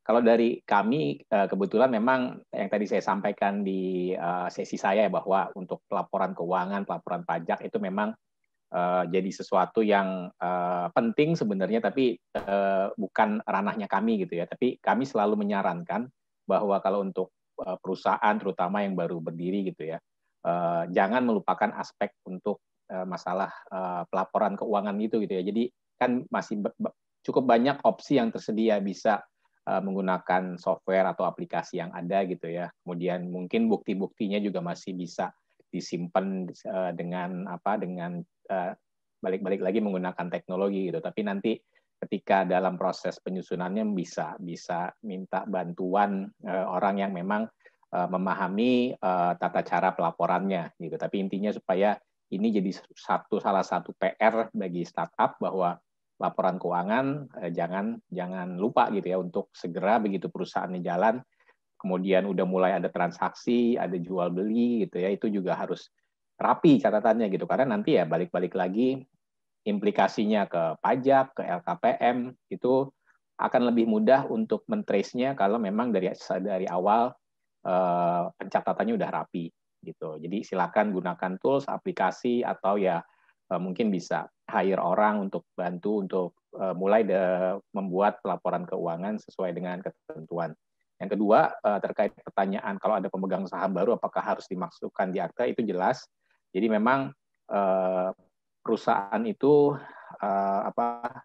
di Indonesia, dan bukan di Indonesia, di mana aja juga ya harus rapi pencatatannya gitu. Setiap ada perubahan modal, perubahan alamat, perubahan kegiatan usaha, itu semuanya harus tercatat dan dilaporkan ke Kementerian Hukum dan HAM kalau di Indonesia gitu. Jadi kalau ada pemegang saham baru, direksi, komisaris, itu juga kita harus melakukan perubahan akta. Dan kemudian ada yang cukup dilaporkan, ada yang harus minta persetujuan dari Menteri Hukum dan HAM. Jadi kalau sifatnya itu menambah modal, itu mungkin harus istilahnya harus minta persetujuan gitu ya. Tapi kalau untuk perubahan-perubahan misalnya direksi komisaris, itu mungkin cukup melaporkan. Tapi nanti kalau dalam proses yang berjalan sekarang, itu nanti akan ada namanya surat pengesahan atau surat keterangan dari Kementerian Hukum dan HAM yang intinya negara tahu loh ada perubahan ini gitu ya. Jadi kalau nanti diperlukan sewaktu-waktu legalitasnya udah update, udah jelas gitu ya, siapa nih sebenarnya yang jadi pemegang saham, yang jadi direksi komisaris di perusahaan ini.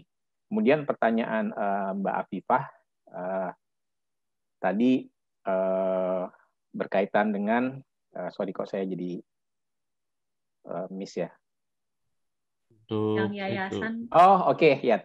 Pertama terima kasih udah masuk ke websitenya EasyBiz gitu ya. Kenapa yayasan lebih lama dan jadi lebih mahal gitu ya biayanya untuk pengurusannya dibandingkan PT? Karena memang nggak banyak orang yang paham.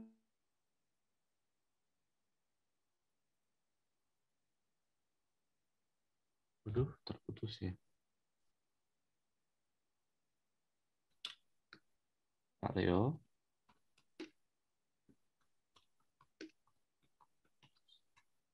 Sepertinya terputus nih Pak Leo. Oke, kalau begitu sambil menunggu Pak Leo, kita ke Pak Andri dulu ya Pak Andri. Pak. Ya, siap. Siap. Monggo Pak Andri, tadi ada 2 pertanyaan. Ya, mungkin yang pertama yang dari Mbak Niam dulu ya. Saya jawab mungkin nanti. Kalau Pak Leo nyambung lagi. Ya, terkait dengan Mbak Niam ini tadi tanya pattern-nya. Dia kan ada handicraft ya, handcraft ya, artinya ada pattern dari material. Nah, pattern ini berupa apa? Pola maksudnya atau motif atau bagaimana? Saya ingin dipastikan dulu, bisa Mbak Niam? Ini pattern-nya itu berupa apa nanti? Bentuknya gambar atau seperti apa? Bentuknya gini Pak. Langsung diambilin.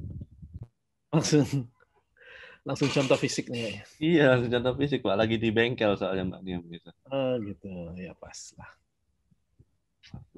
Karena nanti kita bisa tentukan di mana dia harus masuk dilindungi gitu kan. Ini Pak Leo sudah masuk lagi. Nanti kembali ya Pak setelah Pak Andri ke Pak Leo lagi. Gitu. Oke. Jadi ya kalau belum kembali ya Mbak Niamnya. Belum kembali. Jauh juga nyarinya. Ya. Jadi kita Nah, itu dia. Ya, gimana Mbak Niam? Mbak Niam. Wah, malah terpental. Oh, ini ada tuh. Oh, Mbak Niam. Pak Leo. Nah, itu tuh Mbak Niam ada tuh. Unmute Mbak Niam. Maaf tadi ada telepon masuk tiba-tiba. Ya. Nah, pattern ini biasanya diletakkan di mana, Mbak Niam? Di produk. Di produk, bisa tas, segala macam kan. Nah, kalau ini patternnya yang dilindungi, daftarkan aja. Ini sebenarnya dicatatkan hak cipta saja. Sebenarnya otomatis pelindungannya sudah loh, Mbak. Karena kalau menurut Undang-Undang Hak Cipta, ekspresi dari suatu seni lukis, motif itu, begitu sudah diekspresikan, otomatis langsung dilindungi. Sebenarnya sudah ada perlindungan. Tapi kalau di Indonesia kita ada pencatatan untuk memudahkan saja sebenarnya. Nah, tapi kalau ke luar negeri, misalnya, ini ada kerjasama dengan mana misalnya, Mbak? Ini ke UK sih. UK itu mereka itu dengan copyright care sekali. Jadi sebenarnya bisa saja kontrak dengan mereka. Hak ciptanya tetap ada di Mbak Niam. Jadi mereka mau mengembangkan, tinggal aturlah dengan kontraknya. mau sebesar apa ada royaltinya nanti atau bagaimana perhitungan daripada fee dan sebagainya. Nah itu diatur dalam kontrak biasanya kalau hak cipta itu royaltinya. Nanti coba aja sampai diatur dengan ininya mereka. Biasanya mereka ada lawyernya lah atau bagaimana buat kontrak terkait dengan pengembangan dari motif ini. Kalau misalnya nanti ke barang seperti apa, apakah setiap case per case, setiap mereka menggunakan pattern ini berapa banyak. Nah itu nanti ada perhitungan royaltinya gitu loh. Nah, itu di lintas negara. Jadi kalau tenang aja, kalau sekarang udah dilindungi sebenarnya. UK pun melindungi punya Mbak Niam gitu loh. Nah, original dari Mbak Niam kan karya ciptanya. Jadi patternnya itu bukan. Bagusnya juga dicatatkan saja ke kami supaya untuk membantu saja nanti dalam untuk meyakinkan lah. Untuk kontrak nanti mudah. Oke, terima kasih banyak Pak. Sama-sama Mbak Niam. Pertanyaan kedua Pak Andri yang langsung 20 tahun. Langsung ya, nanti baliknya setelah selesai Bapak. Oke, saya langsung jawab saja nih karena ada yang lewat nih bakso Malang nih saja. Ya, oke, untuk yang Mbak Hafifah ya terkait dengan paten. Ya, kalau sudah hak paten ini kan perlindungannya untuk teknologi ya. Artinya untuk teknologi itu bisa berupa produk atau proses. Jadi produk misalnya ada alat di sana, proses misalnya untuk membentuk suatu teknologinya seperti apa. Misalnya proses membuat obat, proses membuat formulasi tertentu. Nah, itu kan untuk teknologi. Nah, itu ada step-stepnya. Itu dilindungi juga dalam paten sebagai bagian pelindungan paten. Nah, kalau memang itu sudah 20 tahun, kan pelindungan 20 tahun, itu sudah bisa public domain, Mbak Afifah. Artinya teknologi itu sudah bisa dipakai oleh siapa saja, tanpa harus dia minta izin atau lisensi. Jadi, perlindungannya sudah tidak ada kalau sudah 20 tahun itu untuk paten. Nah, kemudian di mana kita bisa melindungi paten? Nah, paten itu ada dua cara. Kita bisa menemukan sesuatu yang baru, ataupun kita mengembangkan dari sesuatu yang sudah public domain yang lama. Jadi bisa saja tadi misalnya ada teknologi paten yang sudah public domain 20 tahun. Nah, kita Mbak Afifah mau mengembangkannya gitu. Silakan mengembangkan teknologi tersebut, bisa didaftarkan pengembangannya dilindungi melalui paten nanti. Tapi Mbak Afifah memberitahu bahwa ini pengembangan dari teknologi sebelumnya yang ini. Jadi bisa dipisahkan antara yang harus mendapat perlindungan nanti lisensi dengan bagian yang sudah public domain yang setiap orang bisa pakai seperti itu. Jadi tentunya ini perlu pertimbangan. Ini yang saya sampaikan bahwa teman-teman di startup juga harus bisa mempertimbangkan hak itu sebagai sebagai salah satu aspek strategis. Jadi yang menggunakan teknologi juga ini penting nih. Bagian mana yang harus kita daftarkan, bagian mana yang harus kita rahasiakan, ini sangat penting. Nah, contoh misalnya formulasi biasanya kayak misalnya cakar ayam ya, saya sering contoh teknologinya itu walaupun kita sudah dipatenkan, tapi kalau kita melihat tetap si penemunya menyembunyikan ada bagian angka-angka tertentu yang paling baik dari penemuan itu. Jadi ada know-how. Nah, itu rahasia dagangnya tetap dia lindungi. Nah, ini untuk tetap mempertahankan supaya nilai-nilai dalam persaingan perdagangan mereka tetap bisa di atas lah itu. Artinya di satu sisi tetap informasinya disampaikan ke publik, tapi di sisi lain hal yang dirahasiakan untuk kepentingan mikro dari pebisnisnya juga dilindungi. Nah, seperti itu. Jadi nanti mesti dilihat aspek per aspeknya, Mbak Afifah. Apakah desainnya, apakah nanti mereknya, apakah teknologinya, patennya harus dilindungi. Nah, ini ya perlu nanti case by case juga dilihat bagian mana yang harus dilindungi. Kalau memang ada teknologi baru, ya paten dilindungi. Seperti itu. Mantap Pak Andri, terima kasih jawabannya. Jadi bisa strategi bisnis juga ya. Jadi lihat yang public domain udah 20 tahun, kembangin dikit itu dipatenin yang dikitnya ini. Ya. Jepang itu sebenarnya sama. Jepang itu ngambil teknologi lama daripada Amerika, Eropa, tapi dia kembangkan kan, diambil patennya. Maka mereka banyak pengembangan juga sebetulnya, bukan teknologi asli mereka. Mantap, terima kasih Pak Andri jawabannya. Kita kembali ke Pak Leo. Pak Leo sudah bergabung kembali tentang yayasan tadi Pak Leo, bisa dilanjut. Mohon maaf tadi koneksinya terputus. Saya lagi peak hours nih, orang lagi banyak akses internet ya. Jadi harus berbagi kuota dengan tetangga-tetangga.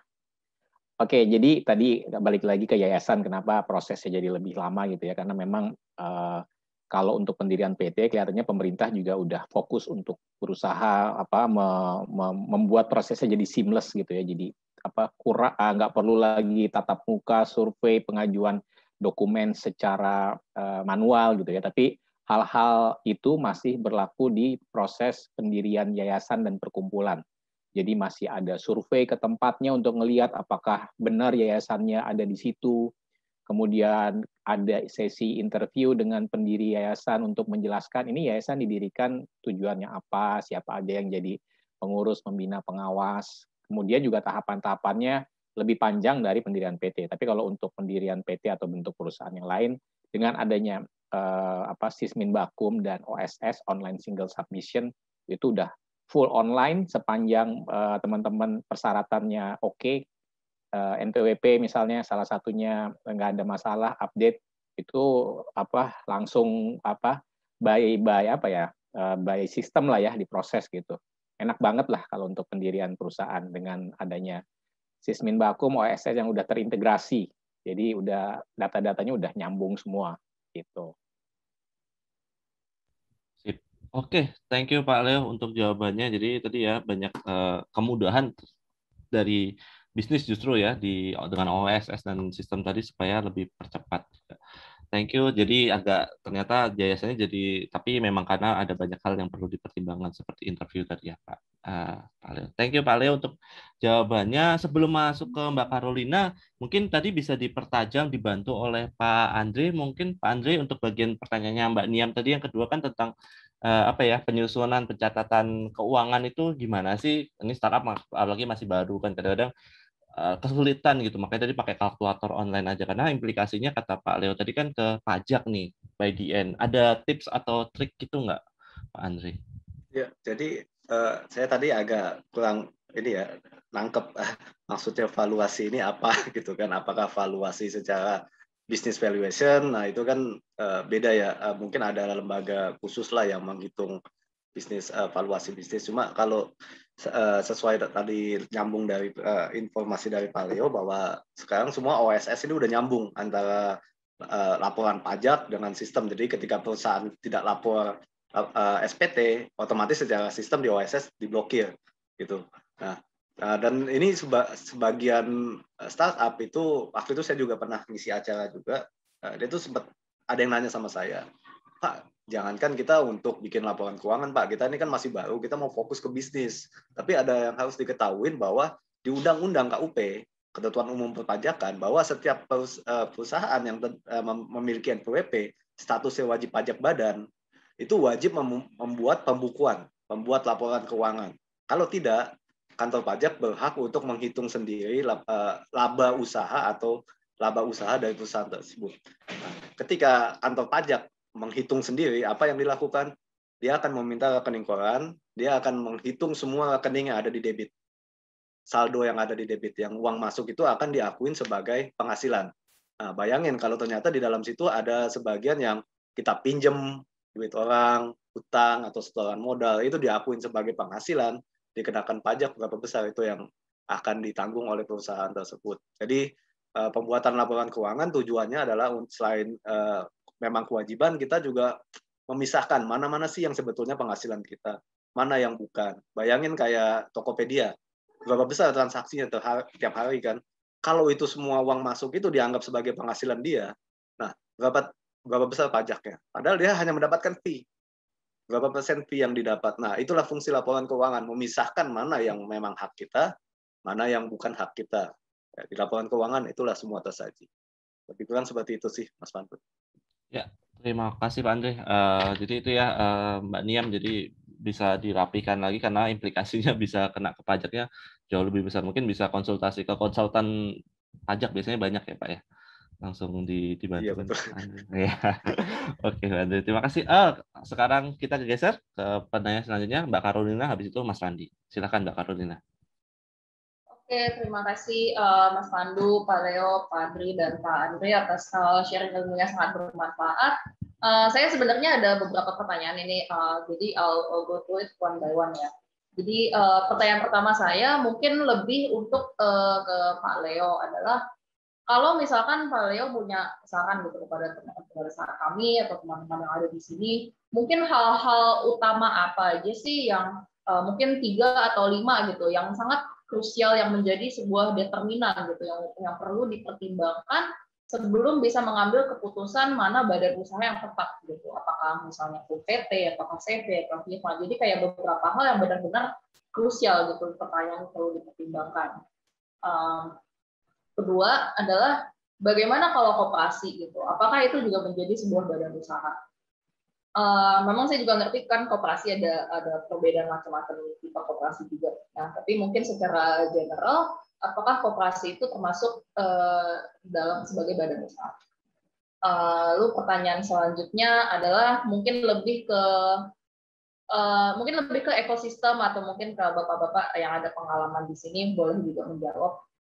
Jadi pertanyaannya, kalau dari segi pendanaan atau investor, biasanya apakah ada favoritism atau badan usaha mana yang cenderung dipilih? Mungkin badan usaha yang lebih banyak dipilih adalah PT, tapi kalau misalkan ada dari beberapa organisasi yang maju pitching itu berbeda-beda kayak PT, CV atau itu, apakah penilaiannya lebih condong mungkin di PT atau apakah basically ada beban yang lebih berat nggak gitu? Lalu pertanyaan terakhir lebih ke mungkin Pak Andri, apakah pendaftaran merek itu harus memiliki badan usaha baik itu PT, CV dan lain-lain atau bisa sebagai kayak perorangan? Oke, itu aja. Terima kasih. Sip, thank you Mbak Karolina. Pertanyaannya ada 3 ya jadinya. 1 ke Pak Leo, kedua ini I don't know Pak Leo nanti bisa bantu tadi, kalau nggak Jody bisa bantu mungkin untuk pendanaan kemana preferensinya, sama Pak Andri untuk merek itu ke badan usaha kayak gimana. Sip. Selanjutnya ke Mas Randi dulu, silakan. Oke, terima kasih kesempatan ya Mas Pandu. Baik, Bapak-Bapak, perkenalkan Pak, nama saya Randi dari PT Revel Teknologi Indonesia Pak. Sebenarnya saya ada 2 pertanyaan dan sejujurnya saya lebih prefer kalau saya bertanya kalau bisa 4 mata, tapi apa boleh buat Pak, karena sekarang kan forum waktunya ya. Oke, pertanyaan pertama saya untuk Pak Leo. Ini terkait dengan perubahan saham Pak Leo. Jadi gini, apakah untuk perubahan saham di perusahaan itu bisa dilakukan oleh sepihak? Karena di perusahaan kami itu ada kondisi, salah satu pemegang saham kami itu dia terkena skizofrenia Pak. Jadi keadaannya itu sudah tidak memungkinkan lagi untuk beliau turut langsung untuk berbisnis. Nah, itu pertanyaan pertama saya. Terus untuk pertanyaan kedua, untuk Pak Andre, ini terkait dengan itu Pak, kegiatan yayasan. Nah, tadi kan saya udah sekilas melihat slide Pak Andre kalau ya ada beberapa kegiatan nilai pajaknya segitu. Tapi kalau untuk kegiatan yayasan, apakah nilai pajaknya itu tidak ada atau bahkan justru sama Pak? Kegiatan yayasan yang saya maksud di sini adalah misalnya beasiswa Pak.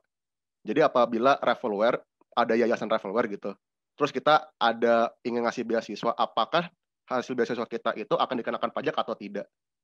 Terus juga apakah nilai uang yang kita konversi ke beasiswa itu bisa mengurangi perhitungan profit kami yang nantinya akan jadi perhitungan untuk pajak 22% itu Pak. Sekian, terima kasih. Sip, terima kasih Mas Randi pertanyaannya. Saya coba catat dulu, coba diendapkan. Kita langsung penjawab saja langsung ke Pak Leo. Silakan Pak Leo. Tadi ada sekitar 2 atau 3. Oke, terima kasih Mas Randy dan Mbak Caroline ya atas pertanyaannya. Saya jawab dari Mbak Caroline dulu ya. Kalau misalnya dipilih ya, apa faktor-faktor apa aja sih yang mungkin bisa jadi pertimbangan utama dalam menentukan bentuk perusahaan? Dari beberapa poin yang tadi saya share, kalau saya mungkin yang pertama adalah aspek pemisahan tanggung jawab gitu ya. Itu menurut saya penting banget. Jadi untuk memastikan bahwa kita bisa mengukur dari awal berapa sih sebenarnya porsi atau kewajiban kita di perusahaan ini gitu ya. Karena kalau perusahaannya bentuknya badan hukum, dalam hal ini PT gitu ya, ada pemisahan yang jelas antara mana kewajiban pemilik perusahaan dengan bukan pemilik perusahaan gitu ya. Jadi kalau Bapak punya atau Mbak Caroline punya saham di perusahaan tersebut misalnya nilainya 50 juta ya 50 juta itu yang jadi modal dari perusahaan tersebut untuk bertransaksi dengan pihak ketiga untuk melakukan kegiatan-kegiatan. Kalau nanti ternyata ada kewajibannya ternyata atau rugi misalnya, rugi sampai 500 juta katakanlah, ya itu bukan tanggung jawab dari Mbak Caroline secara pribadi gitu, karena itu tanggung jawab perusahaan. modalnya Mbak Caroline udah dipisahin, modalnya cuma 50 juta. Nggak bisa diambil dari harta pribadinya. Tapi beda konsepnya kalau tidak ada pemisahan harta dan tidak ada pemisahan tanggung jawab. Misalnya kalau bentuknya CV gitu ya, atau firma. Kalau ada kerugian, misalnya tadi modal perusahaannya 50 juta ternyata rugi sampai juta pribadi, pemilik perusahaan tersebut gitu ya, untuk memenuhi kewajibannya. Jadi kalau di teori hukum pemisahan tanggung jawab itu jadi sesuatu yang penting gitu, dan ini yang mungkin jadi concern utama orang yang akan mendirikan perusahaan. Kemudian yang kedua, kalau saya lebih ke strategi bisnis gitu ya. Jadi pasti orang dari awal udah punya planning ya, para pendiri atau founder dan co-founder startup gitu ya, mereka, saya mau keep perusahaan ini atau saya mau kembangin dalam hal untuk cari investor, nambah modal gitu, atau ya dua-duanya gitu. Kalau memang strateginya mungkin untuk keep perusahaan ini gitu ya, tapi ya saya dari segi permodalan, dari segi kemampuan, dari segi market mungkin saya udah cukup pede gitu ya, ya mungkin dengan bentuk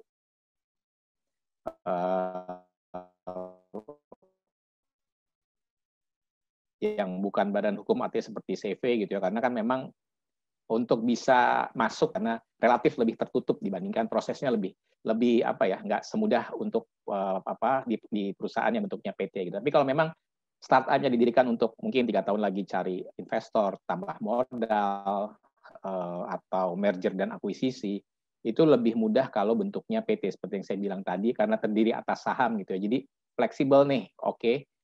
Valuasi perusahaan saya sekarang ada di 1M, per lembar sahamnya ada di 1 juta gitu. Kalau saya mau cari pendanaan 500 juta ya berarti saya akan jual atau saya akan tawarkan 50% dari kepemilikan perusahaan ini ke pihak lain gitu. Jadi lebih mudah untuk pengembangan dan dari segi valuasinya. Kemudian kalau yang ketiga ya antara aspek perpajakan atau rencana pengembangan, tapi strategi bisnis dan rencana pengembangan sebenarnya mirip-mirip gitu ya. Tapi kalau aspek perpajakan ini ya mungkin juga jadi pertimbangan gitu. Bentuknya maunya seperti apa sih? Karena mungkin Pak Andre juga bisa jelasin gitu ya. Apakah ada concern nih kalau bentuknya CV dibandingkan bentuknya PT gitu dari aspek perhitungan pajaknya gitu. Jadi itu mungkin juga harus jadi pertimbangan, karena kami EasyBiz juga sampai sekarang juga masih ada, walaupun pemerintah arahnya mau memudahkan proses pendirian untuk PT gitu ya, terutama untuk startup, tapi orang dalam prakteknya masih memilih saya mendingan CV aja deh gitu. Tentu mereka juga punya pertimbangan sendiri. Itu yang pertama untuk Mbak Caroline. Kemudian yang kedua, pertanyaannya berkaitan dengan koperasi gimana. Memang koperasi didirikan untuk mencari keuntungan gitu ya. Tapi ini berdasarkan anggota gitu. Anggotanya banyak dan mungkin proses panjang dibandingkan dari perusahaan yang bentuknya PT gitu. Kalau PT kan diwakili oleh pemegang saham. Pemegang sahamnya juga mungkin nggak sebanyak dari anggota koperasi gitu. Jadi mungkin secara organisasi lebih fleksibel untuk mengambil keputusan. Tapi kalau koperasi karena based on anggota, jadi mungkin lebih panjang lagi prosesnya gitu. Kemudian yang pertanyaan dari Mas Randy terkait dengan perubahan pemegang saham, apakah bisa dilakukan sepihak gitu ya? Pertama harus dilihat ketentuan di anggaran dasarnya gitu ya, karena setiap pengambilan keputusan oleh pemegang saham itu biasanya diatur tata caranya, diatur quorumnya. Jadi dalam hal apa bisa dilakukan pengambilan keputusan dengan suara misalnya simple majority 50% plus 1. Dalam hal apa quorumnya harus 75% plus 1, dalam hal apa harus 100% gitu. Nah, mungkin yang dimaksud pertanyaannya adalah kalau mau merubah susunan pemegang saham gitu, karena ada pemegang saham yang lain, ada hambatan lah ya dalam menjalankan aktivitasnya. Jadi dilihat di aturan di anggaran dasarnya kalau untuk perubahan pemegang saham gitu ya, dan dilihat juga presentasinya dia berapa gitu. Kalau presentasinya ternyata dia yang mayoritas, ya berarti mungkin kita harus pelajari lagi peraturannya. Gimana kalau ini mayoritas yang mau diganti gitu ya. Tapi kalau mungkin dia yang minoritas, lebih sedikit porsi kepemilikan sahamnya, mungkin prosesnya bisa lebih mudah gitu, karena harusnya masuk dalam quorum simple majority. Mungkin itu jawaban dari saya, Mas Pandu. Ya, Pak Leo, terima kasih. Tadi perhitungan quorumnya tadi ya bisa jadi pertimbangan ya, Mas Randi ya. Sorry, mau nanggapin lagi ya? Mau nanggapin ya. dikit. Silakan. Pak Leo, terima kasih Pak atas komennya Pak. Jadi untuk kepemilikan saham itu bukan hak prerogatif individunya ya Pak ya. Dalam artian ada si Bapak A nih, Bapak A misalnya punya 15% saham. Tapi kondisinya Bapak A ini ya anggap koma. Nah, jadi si saham ini selama quorum itu terpenuhi bisa semena-mena langsung ditransfer ke orang lain gitu ya Pak ya? Atau gimana Pak? Saya mohon maaf Pak, kurang nangkep Pak. Iya, jadi memang itu kan jadi hakikatnya ada pengurus, ada pemegang saham gitu ya. Jadi walaupun misalnya si Bapak A jadi pemegang saham 15% gitu ya, tapi bukan berarti semua keputusan itu harus dapat persetujuan dari si Bapak A gitu. Jadi proporsional tanggung jawab dan kepemilikannya gitu. Kalau dia 15%, ya keuntungannya 15%, kerugian 15%, kalau ada hal-hal lain secara proporsional gitu. Jadi bukan sesuatu yang sifatnya absolut. Nah, beda halnya kalau dia bukan PT gitu ya. Kalau dia misalnya firma atau persekutuan perdata, itu kedudukannya sama antara pendirinya, antara pemiliknya. Misalnya ada 3 pendiri A, B, C, itu sama kedudukannya. Beda dengan PT. A 15%, B 75%, kemudian C 10% misalnya. Nah, itu jelas yang punya wewenang lebih besar adalah yang paling besar porsi sahamnya, 75%. Jadi dia boleh nih ngatur, misalnya kita lihat aja aturan mainnya gimana sih? Karena anggaran dasar kan sebenarnya aturan main yang disepakati oleh para pemilik perusahaan gitu.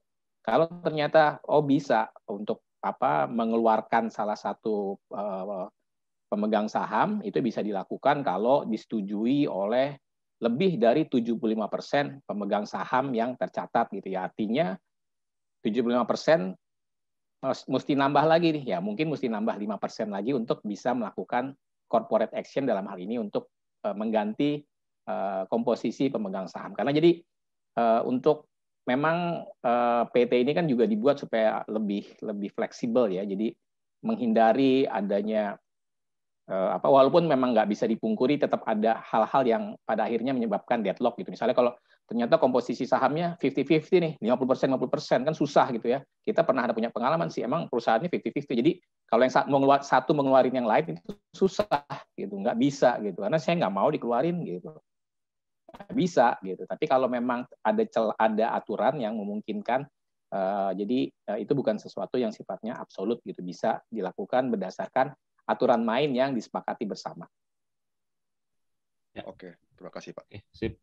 Terima kasih Pak Leo untuk jawabannya. Semoga bisa menjawab Mas Andi tadi kegelisahannya karena bisa dari mayoritas ya tadi. Oke, kita lanjut ke Pak Andri tadi tentang merek Pak.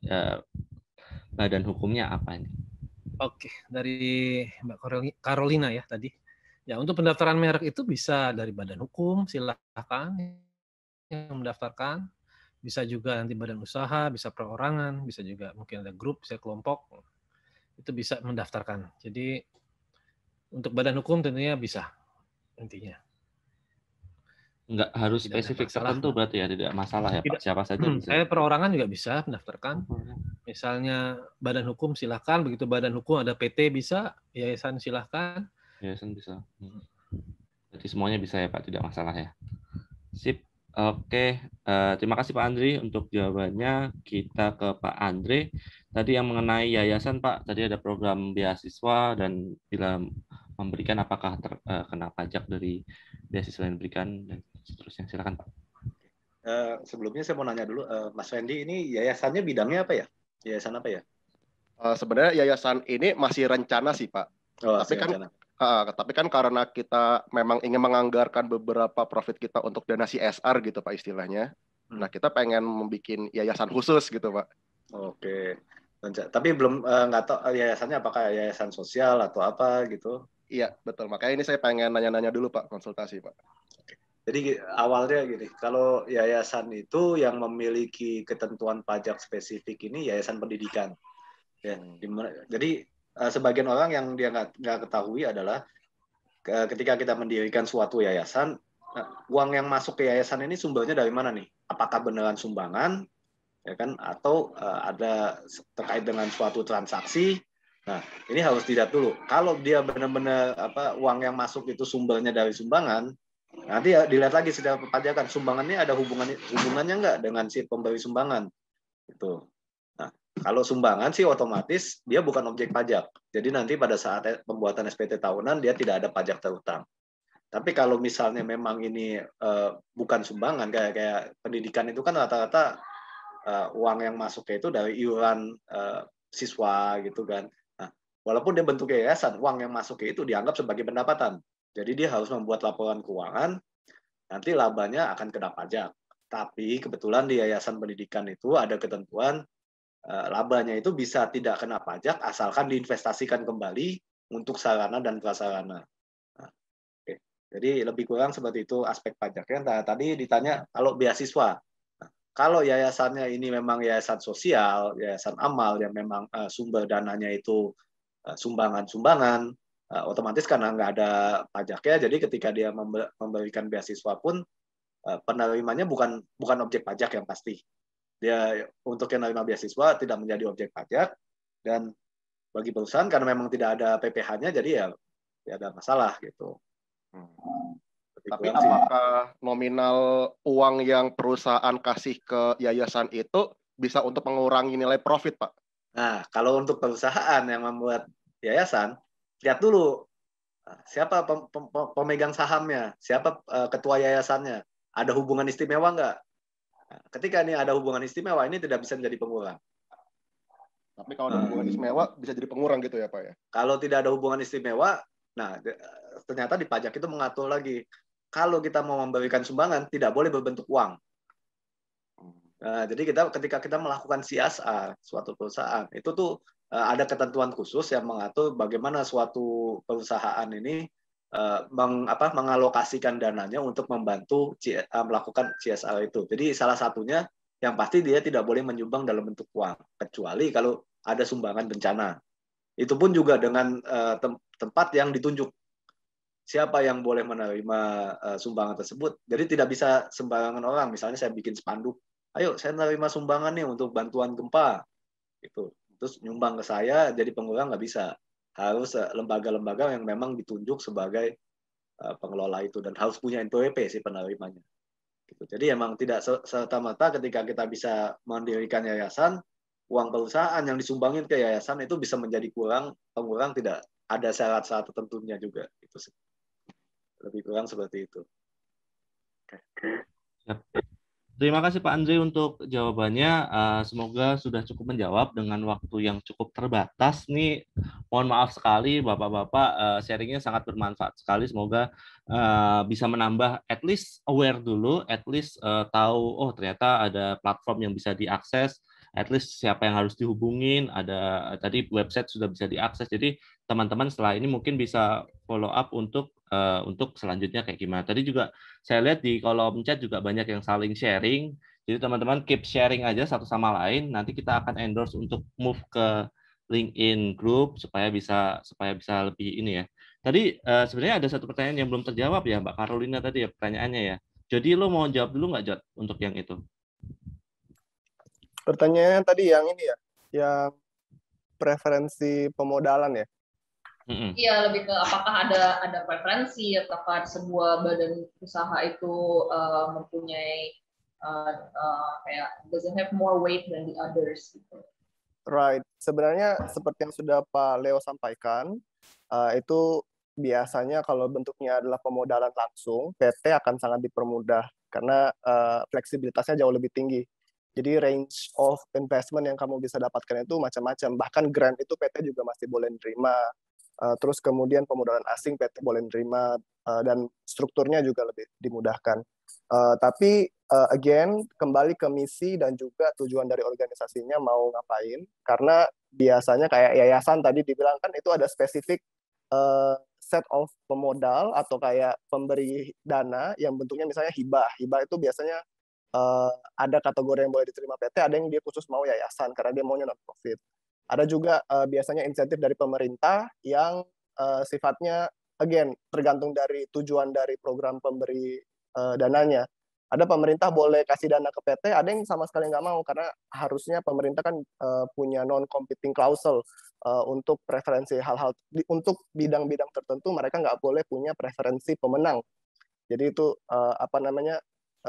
disesuaikan.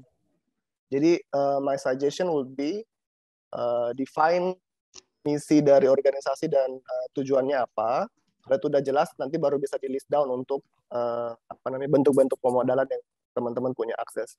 Biasanya terakhir kalau dari PT pun itu ada financing option-nya macam-macam. Bisa perseorangan, high net worth individual gitu. Dia orang kaya yang pengen invest perseorangan. Bisa juga dari modal ventura, bisa juga dari private equity atau perusahaan yang mau menginvestasikan lagi profitnya di lini-lini usaha baru. Bisa juga international donors atau international development organizations. Nah, mereka ini punya kriteria masing-masing nih. Biasanya bukan cuma dari bentuk hukum, tapi juga tadi laporan keuangan, terus kemudian stabilitas kita dalam menjaga cash flow, terus kemudian tractions atau growth rate. Nah, itu akan sesuai dengan masing-masing preferensi dari pemodal gitu. Jadi rather than kita fokus pada apa bentuk hukum yang paling pas, lebih baik tahu tujuan akhirnya dan juga tahu orang-orang yang akan kita tuju itu mereka preferensinya seperti apa, karena itu based on preference. Lebih dalam akan masuk ke modul 8, so stay tuned for modul 8. Oke, bagus promosinya. Jadi Carolina, sabar-sabar untuk modul selanjutnya. Oke, kalau begitu kita sudah tepat jam 4 sore. Kita konsepnya on time, jadi kita mulai on time, kita akhiri juga on time. Terima kasih saya ucapkan kembali lagi kepada Pak Leo. Terima kasih Pak Leo untuk materinya dan sharingnya. Pak Andri, terima kasih banyak untuk sharing dan materi semuanya. Pak Andre juga sangat bermanfaat semuanya yang bisa diberikan ke teman-teman semua di sini. Walaupun kita startup-nya masih baru, tapi at least kita cita-citanya pasti besar, Pak. Pasti luar biasa sehingga semuanya legal, semua formal, kita juga mau merujuk dengan menjadi pelaku bisnis yang bertanggung jawab juga kepada negara. Itu mungkin terakhir, atau mungkin Bapak ada pesan-pesan ke teman-teman, satu sentence conclusion gitu, mungkin Pak Andri nih kayaknya ada mau sesuatu. Ya, tadi saya hanya lihat di chat aja ada yang tanya terkait dengan pemeriksaan merek. Saya mau kasihan juga kalau nggak dijawab gitu ya. Oh iya. Dari Pak Iwan Tirta kalau nggak salah ya, terkait dengan dia mendapatkan yang akan keputusan akan ditolak ya Pak ya. Ya Mas. Betul, kalau Mas. kita begitu biasanya dari teman-teman pemeriksa karena mereka independen Pak, punya keahlian khusus, sehingga nanti bisa saja nanti Bapak menyanggah. Artinya menyanggah seperti tadi, misalnya mereknya bisa dibuktikan bahwa ini berbeda, konsumen tidak akan disesatkan, dan di sisi lain, misalnya barang yang dijual ada perbedaan yang disampaikan juga, dan dengan itikat baik bahwa Bapak dengan bisnisnya Bapak tidak ada merugikan bisnis orang lain seperti itu. Nah, mungkin itu bisa disampaikan sebagai salah satu sebagai dasar-dasar untuk Bapak untuk menyanggah daripada penolakan oleh pemeriksa. Tapi semua diserahkan ke pemeriksa Pak, karena mereka independen. Oh baik. Ya. Ya. Baik Pak. Terima kasih Pak. Nah, mungkin untuk kata-kata pesan saya, teman-teman di startup, tolong bisa lebih concern untuk kekayaan intelektual ini, karena di era digital ini intellectual property menjadi salah satu aspek strategis yang akan menjadi pertimbangan dalam menjalankan bisnis, terutama juga di bisnis melalui internet. Saya rasa itu. Terima kasih, Mas Pandu. Terima kasih Pak Andri untuk pesan-pesannya dan menjawab sekalian tadi. Terima kasih. Saya ke Pak Andri. Pak Andri, ada sesuatu yang mau disampaikan ke teman-teman yang pendiri startup ini? Ada pesan gitu, satu sentence, Pak? Ya, balik lagi kalau saya harap sih, saya yakin setiap orang mendirikan usaha ini untuk jangka panjang ya. Untuk jangka panjang, saya semua ingin berkembang, jadi besar. Jadi direncanakanlah semua dengan baik, baik itu dari sisi legal, sisi keuangan, dan apapun itu supaya nanti ke depannya bisa jadi lebih baik tanpa banyak hambatan. Itu aja sih. Siap, terima kasih Pak Andre tipsnya supaya kita tidak ada hambatan kemudian hari. Pak Leo, silakan Pak Leo. Ya, mungkin kalau dari saya, pemerintah dalam 2-3 tahun terakhir ini sudah cukup banyak melakukan terobosan-terobosan inisiatif untuk mempermudah proses pendirian perusahaan dan perizinan. Jadi sebenarnya no excuse kalau teman-teman nanti mikirin pendirian perusahaannya di belakang gitu ya. Sekarang prosesnya mudah, nggak perlu izin. Jadi kenapa nggak dari awal gitu ya, biar strateginya jelas, pengembangannya jelas, dan ke depan juga teman-teman bisa bikin perusahaannya itu udah rapi dari awal gitu. Jadi sekarang teman-teman udah bisa bikin sendiri gitu ya, tanpa bantuan pihak lain, tinggal pelajarin aja peraturannya. Tapi kalau perlu bantuan dan dibantu EasyBiz, saya lebih senang lagi. Mantap, pesan-pesan terakhir ya. Bagus Pak Leo. Terima kasih. Kalau begitu, para pembicara yang luar biasa. Terima kasih teman-teman yang sudah standby dari awal sampai akhir. Kita ketemu lagi di modul 6 besok jam 10 pagi. So, terima kasih semuanya. Stay safe. Bapak-bapak juga stay safe. Sehat selalu. Ya, Pak. Terima kasih semuanya. Ya, terima kasih semuanya. Thank you, Mas Pandu, Mas Jody, Pak Andre. Ya, Pak Leo, dan juga Pak Andre. Pak Andre. Ya, sehat semuanya, sehat selalu. Mari. Ya, sehat-sehat. Assalamualaikum. Waalaikumsalam. Pak. Semua. Izin live dulu. Silakan Bapak.